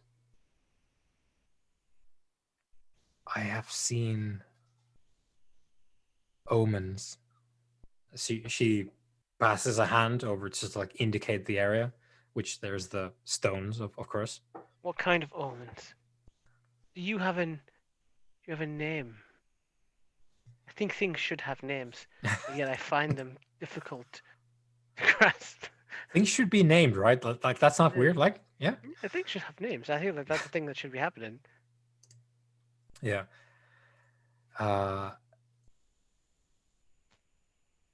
She says, "I am Senefer." I'll put that in chat. That's how I would spell it. I was I'm glad. a priestess of Nekbet and a prophet until such a time that my prophecies were no longer acceptable, and I fled here. But I have seen omens in the stars. The stars speak to me of a coming time, of a flood of death. I think I'll probably be more interested when she mentions the stars, because I was sort of looking at the patterns myself. And I'll say, and what else do the stars tell you? The stars brought me here, and my own 2 feet as well, of course. But she gets up, seemingly now just like completely sort of fallen into her own world. Maybe we were meant to meet. This is an ancient device. She uses a word like that, which doesn't really indicate like a landmark, but she's indicating the stone circle. Does it have a name? When you say names, sometimes these things are nameless, and that feels significant to you. You can't exactly place why, like the nameless lion and the nameless falcon, that was easy, but this just feels like she is talking about something that you feel like maybe she's talking about something that you remember, but you're not sure. Yeah, it's like a truth, but I don't understand why it's a truth. Yeah, why would this be significant? But it feels like it. So she says, "No, this is nameless. It is an old device from, I think, before there was a vulture or a serpent, before the 2 ladies. And of course they couldn't, and us as players and watchers of the TV version of this, we can tell that she's having some internal discussions here, maybe as a result of, I don't know, being alone in the desert for a while. She's not all there. She's quite taken by. To be fair, I feel like I'm the only one who is even remotely there, present, and accounted for. Because Kufu's he's still out of the reservation right now. He's still in the auto mode. They couldn't accept me anymore if I say that maybe something came before the 2 ladies. That you can't be the oracle and say that you have to go to the desert or they will. I don't think we have a choice in who we are. I kind of say without even thinking. At least I think I mean that. we're all here. I am here. I await the great flood of death. Are you the first waves? Did you come from the west? Yes. I don't know.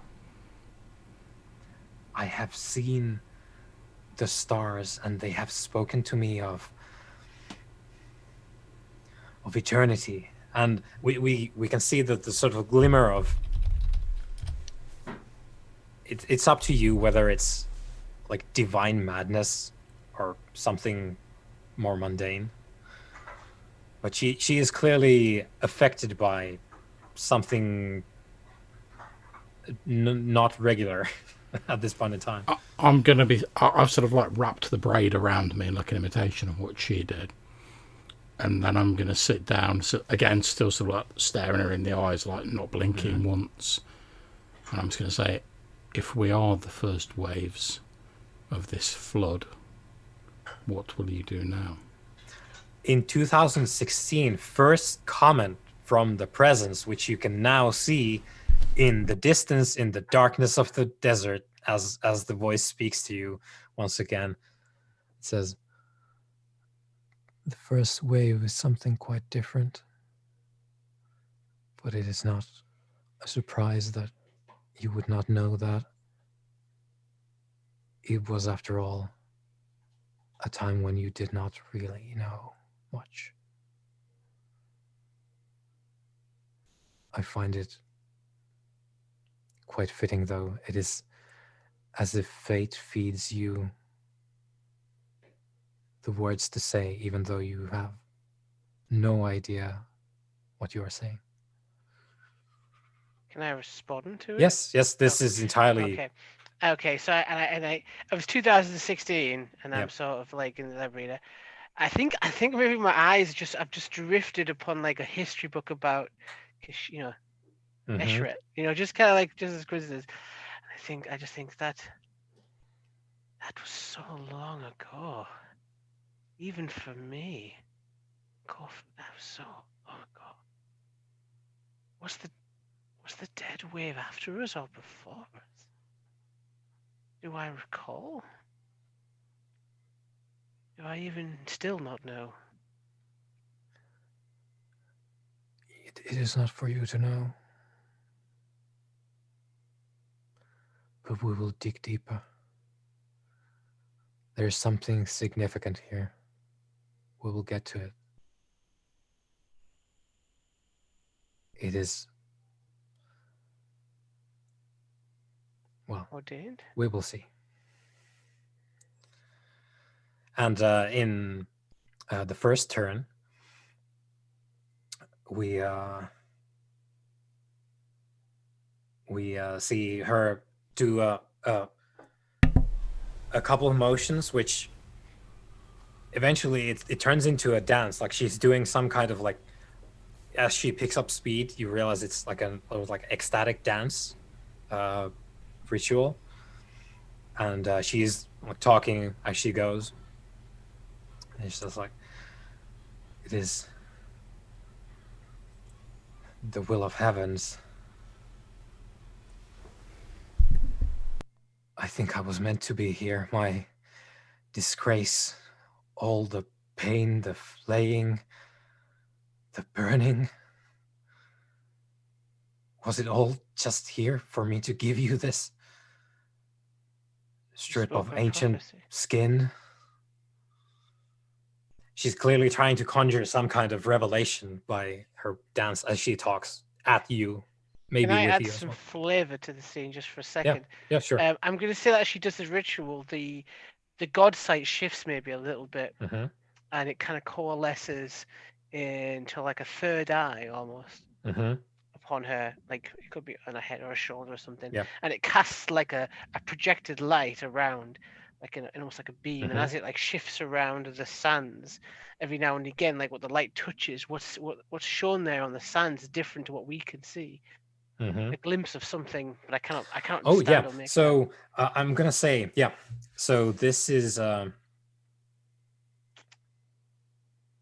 Yeah. So A scene upon a scene, you know, like Sennefer dances ecstatically, and there is the starlight sort of aura that she has, the column of starlight coming down from the night sky upon her, sort of intensifies, so that there is, in fact, like her head starts lighting up the surroundings a little bit as she dances.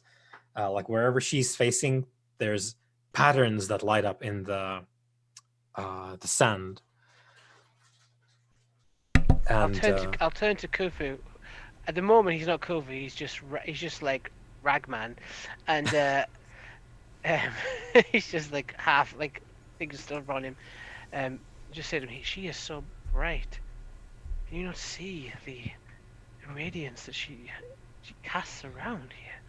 No. It's incredible. She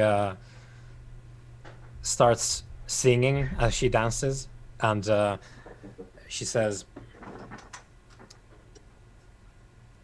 if this is my purpose, have it be concluded. I will speak to these ones from the west. I will be the mouth of Anpu.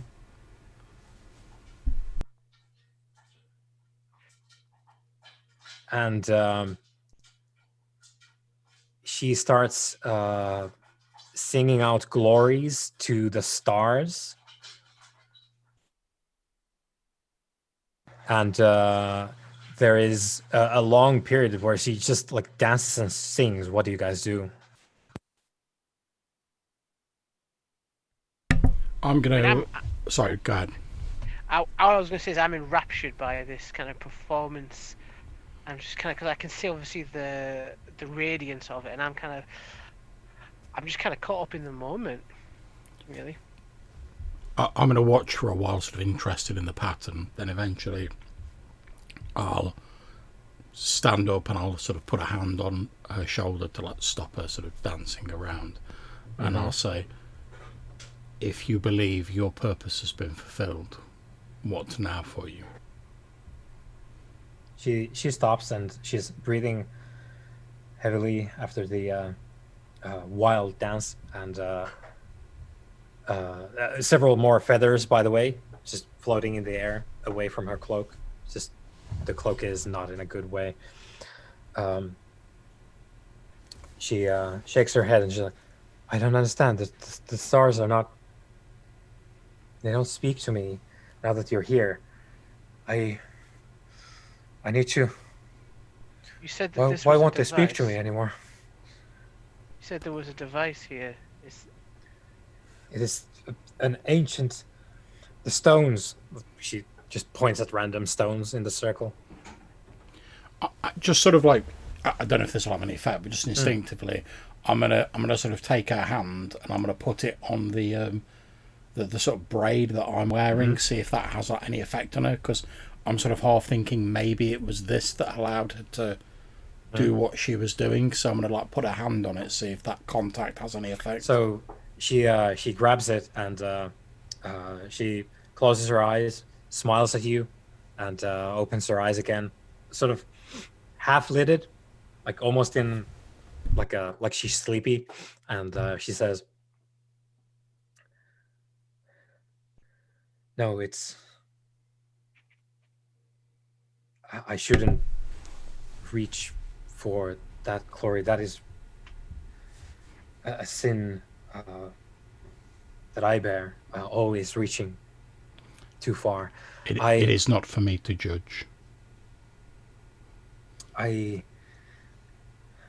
Yes. This must be it. This is good. This is... Yes. I believe so, yes.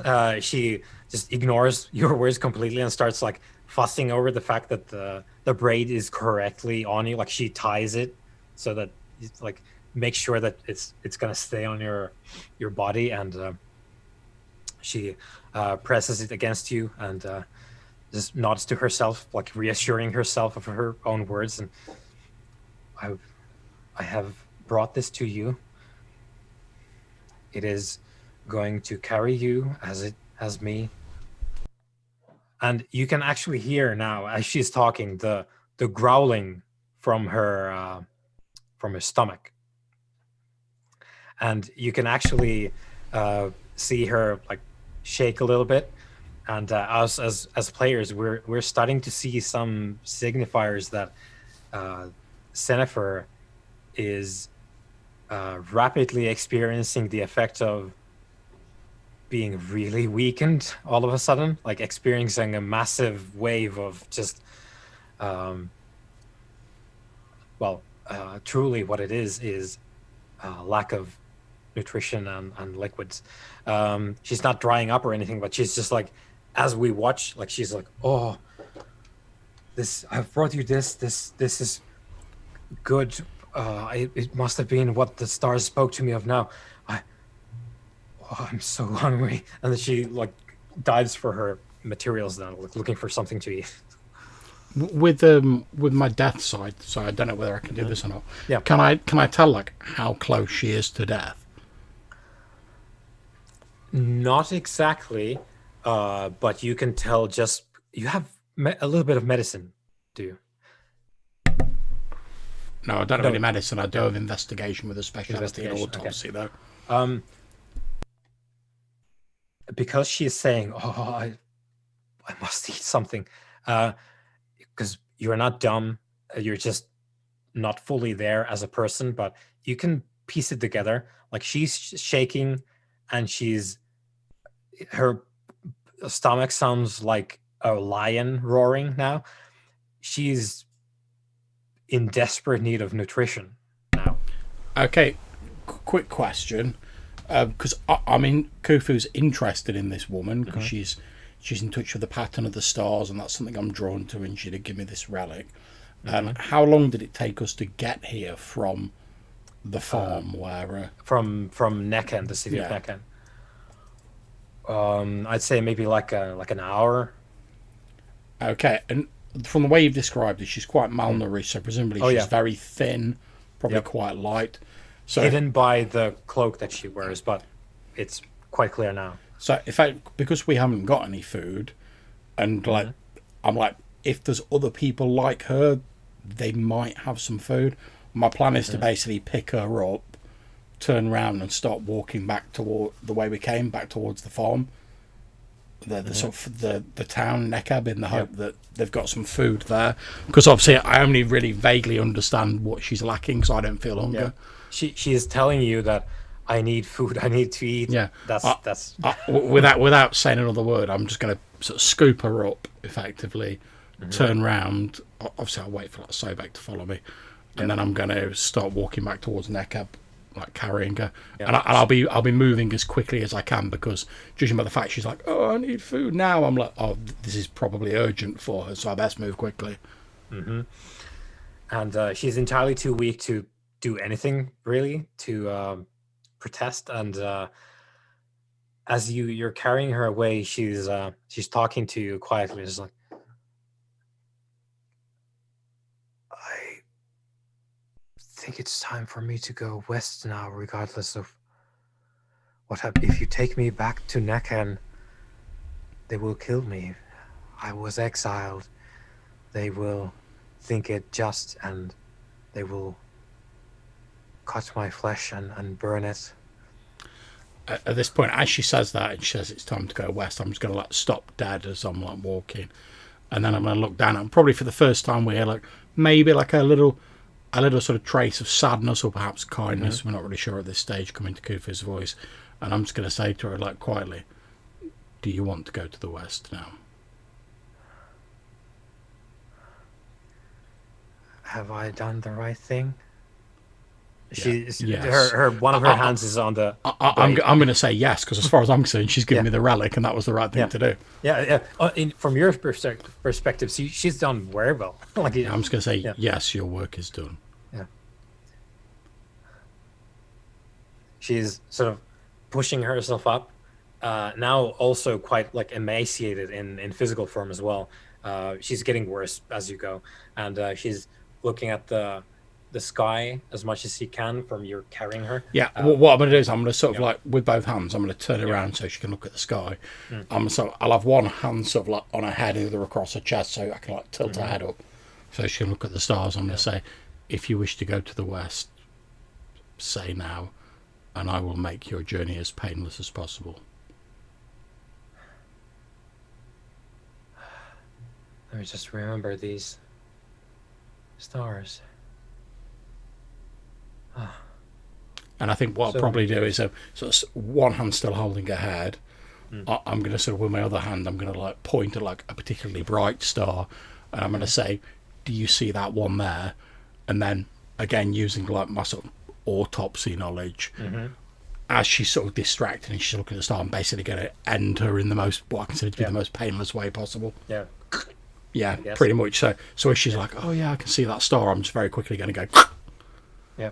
So she's saying, and then, and that was the last breath that she ever exhaled. And she just snaps very gently, like a paper figure, just, and as you're left with her now, the remains of her, she's very quickly just, the body was like malnourished to death in real time speed. It's like sped up, you're left with this like starved to death corpse as she passes to the west. And I guess that's we'll wait for Sobek to come back if there's a might be an idea for us to fill him in if he's not heard. By the way, while you were gone, yeah.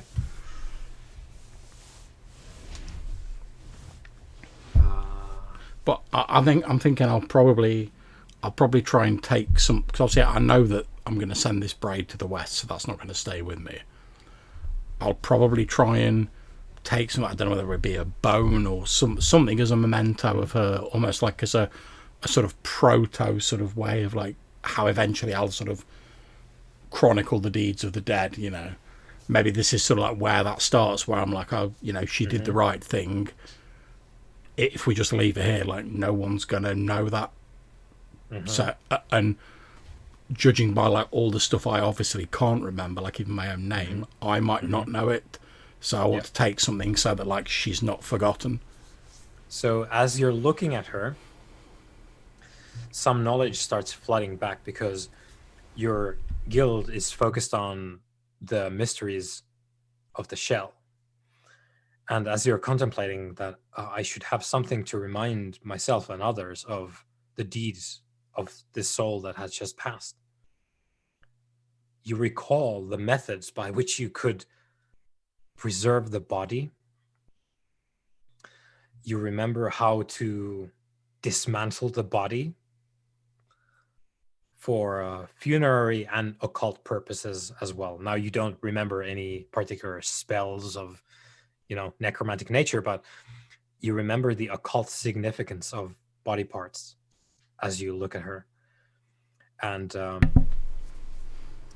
you would know that, for example, hands, this is entirely free of context, like a lot of things are, but you remember that hands are a popular thing to have of a corpse, but that each part of the body has a particular significance that is inherent to what that part is. So if you have a skull, it has very different properties and significant, like it is a symbol for different things than a hand would be.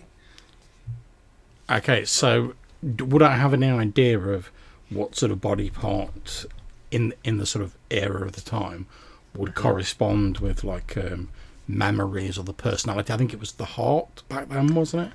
If I remember correctly. There are multiple things you could take. The heart would be a very good one for that. Now,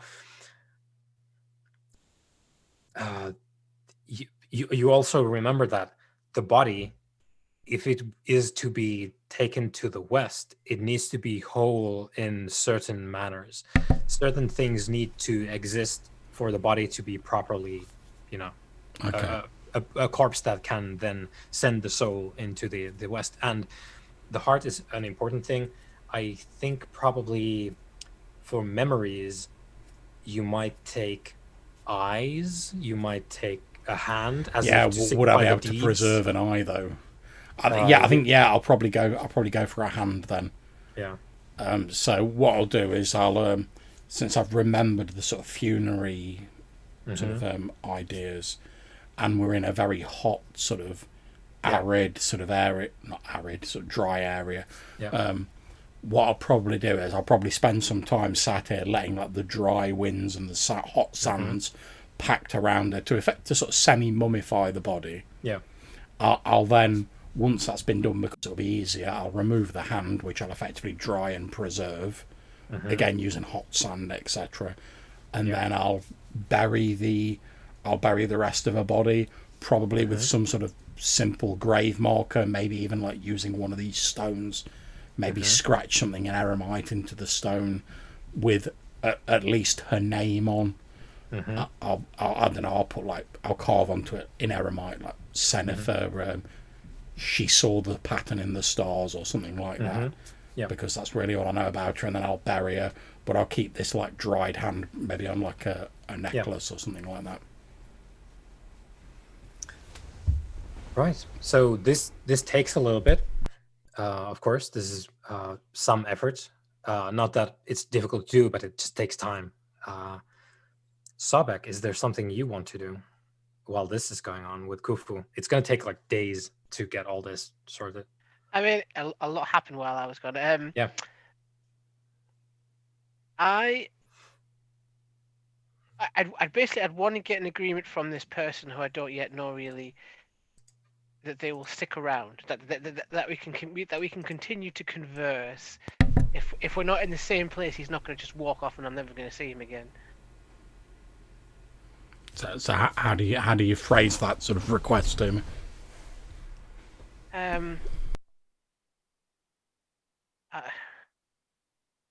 We both, I was saying, we both understand each other, unlike a lot of the people around us. There is some connection between us. We understand about Duat and That going is true. west. This place, this desert, which you may not realize, the Deshret is a lonely, desolate, dangerous place. It behooves us to stick together in this time until we better understand each other. What is this loneliness that you speak of? Lack of companionship. These people, they have a. And that is a problem for you. It's just strange. They know it from whence they came and whom is their father. Do you know what father is? And I miss these memories, these fragments of whatever I am, and I feel that you are similar in such a way. I have followed the call of this, and I indicate the braid that I'm wearing. Yes, I don't understand what the importance of this, but and nothing further calls to me now. Therefore, I have no plans. I have no pattern to follow immediately. So I may as well spend time in your vicinity as not. I have no objection that is good. to remaining in your company. That's good. We could learn from each other. I feel compelled to find the nature of things here, and as the more I learn, the more I want to know the stones that the prophet gave. I want to revisit that place. I want to see if it holds secrets that we can understand. Yes, I would also like to travel there. I find there are many patterns in things that I do not understand, but that speak to me. Perhaps, given time, and with your help, the meaning will become clearer. Hopefully. And it is easier to converse with you since we share the same language somehow. Yes. So... But I think that you, like I was when I first clawed my way out, you do not understand the dangers of these places. we should avoid the village from whence we came from, possible place where you met. For the There, creature and the people that they were with are more in number than they appear, and if we are seen there, then they will come for us again. there is nothing for me in that place, so I do not feel the need to return. Okay. I was simply heading back there because the old woman required food. That is now no longer an issue. Okay. She has passed to the west peacefully, as I Also, would just- hope we would all do one day. We all have to go west eventually. Yeah, Yes. recall the first. Just to confirm me on a visual basis, Khufu's. I don't know it's Khufu. He's currently just walking around in half-tattered, like whatever he woke up in. Right? He's not changed his attire. Yeah, if if Khufu hasn't really changed anything, all you're wearing is basically a cheap cloth tarp that they they were using to I'm gonna say Yeah, again. it's a cheap top and a leather braid. yeah. I imagine, using my charm live, that at some point in the desert, find like I don't know, a kind of a cairn stone or something like that, where there's obviously someone's passed and they've made a marking of it, and not I will most definitely not be taking anything from a gravesite. not from the grave itself, but like there'd be kind of an abandoned wagon, like half in the kind of desert. So basically, like an ambush size. Yeah, Oh, that's different. and like we'd find a few things there, just happened that things that I need just happen to turn up places. Yeah. So what, you wandered the desert then? Like, is this what's next? Just as we talk, I imagine that's what's Okay. happening. So yeah. So Encounter, you come upon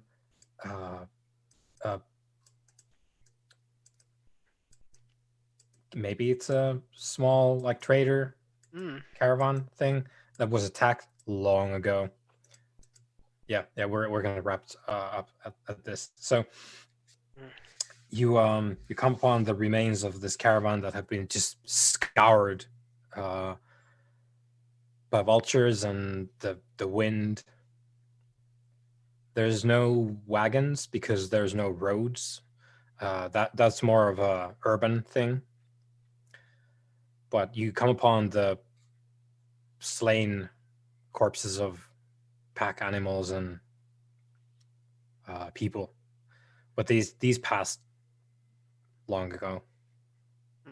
I'll still bury them. Yep.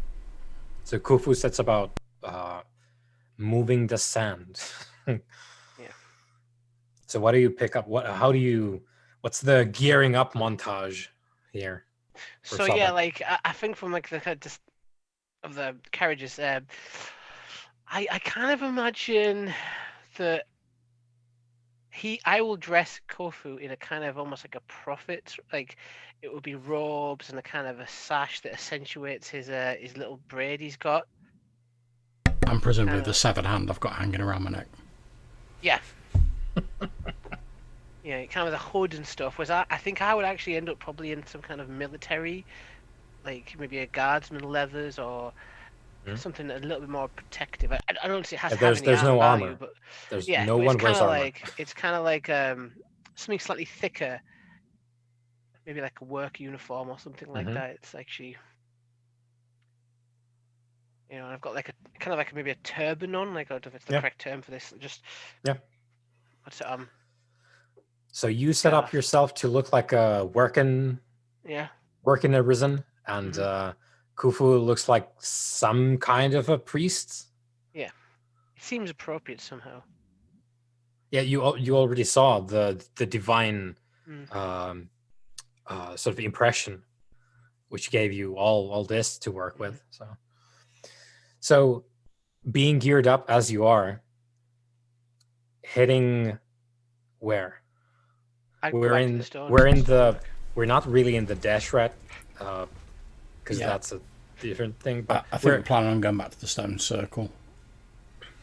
Right. Well, we can quickly revisit that. You did not see anything with your god sight in the stones. The only things there were, of course, Khufu and the prophet herself. I'll try my death sight on it, because why not? Yeah, nothing really. Nothing. But obviously, it was a site of some significance. But there's nothing actively sort of magical that you can discern here. Maybe I'll whatever dig she around was it. doing, it was in her and not the stones. Yeah. But yeah, it is obviously a ritual site of some kind, and she was saying that this is way older than whatever we have knocking around.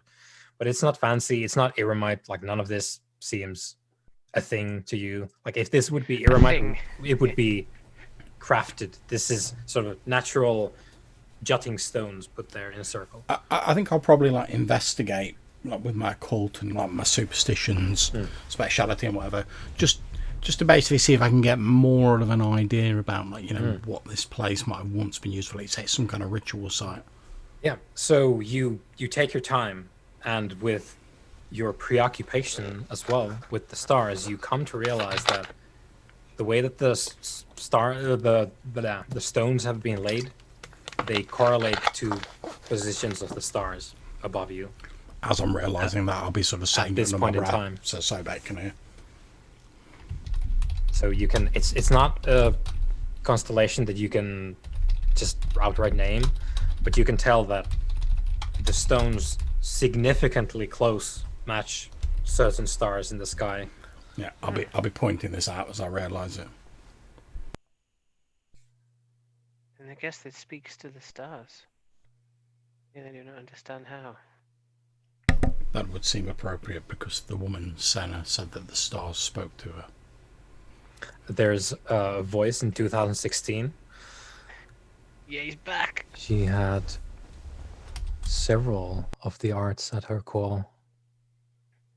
Prophecy, of course. The dance. And singing as well. And she referred to the first wave. Who was this mysterious woman, I wonder? A shame that she had to go to the West so early. I am excited now to find out whether you find out.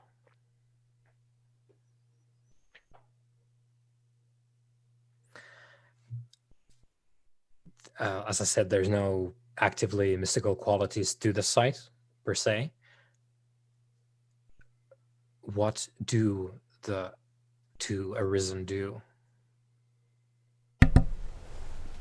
Well, I think I'm probably falling back on the old faithful, going to see if I can sense any relics that are calling out to me. I think, yeah, for sure. Sabek, anything you... I suppose I would do the same. I don't know if I can do that in native. So I guess this is the thing, right? Khufu, you already did it sort of out of instinct. So both of you now, being able to share experiences, you can now start to explore the path of the sun scarab, the Kefir, which Khufu used to get here. So maybe there's a discussion whereby he's sort of like, well, we are similar. Yeah, I'll explain the sort of process that I went through instinctively, and how I sort of reached out with my senses, and the braid called to me, and I'll say that I plan to do so again, since there may be other calls out there. I still don't know. And perhaps if we're the same, you can do this as well. Okay. And I'll sort of like talk you through how I did it. So I guess there's a part where the both of you are like standing very still, like internally processing, like, okay, sun scarab path, reaching out, let my essence out into the world. And both of you sort of open your eyes at the same time and turn to the same direction out of instinct. And it is towards this area that I'm pinging on the map. Wait a minute, I've got my carrot sheet over it. Oh, okay. Neckhead. Ahead? Yep. Oh, yeah. across the river. And I guess we're going to end on both of you having turned that way. Then there's the sort of turning to each other, and then the slow nod. Yeah, and I like that. We'll probably end on like one of us like pointing in the direction of Nekab. Do you take weapons, Kufu? Sobek, because you were sort of rifling through all that stuff. Yeah. Yeah. Okay. So you can have period appropriate weapons, so like a rudimentary axe or a spear. If there's like a little knife or something similar, Yeah. I'll probably take that. But I'm seeing it more as like a sort of ceremonial thing, you know, because obviously, like when I was cutting off the woman's hand and I was doing the burial preparations, that would have been a lot easier with a knife or some other sort of tools. So I'm like, oh, you know, there's a knife here. I'll take that. That'll do for the moment. It'll make funeral preparations and stuff like that easier. Yeah.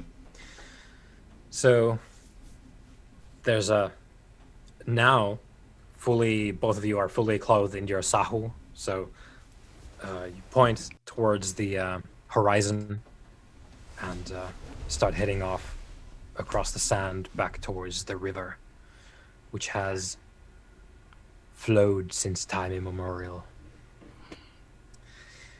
And that's where we're going to end. Oh, thank you very much. I very enjoyed. Thank you very much for running that. Thanks for playing. A lot different.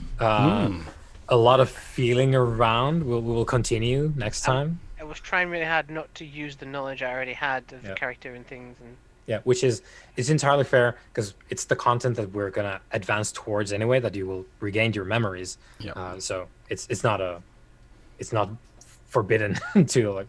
You don't need to dance around it. Mm-hmm. Okay, well, obviously I'm happy to chat for a bit, guys. Thank you very much again, Johannes. But I will end the stream here.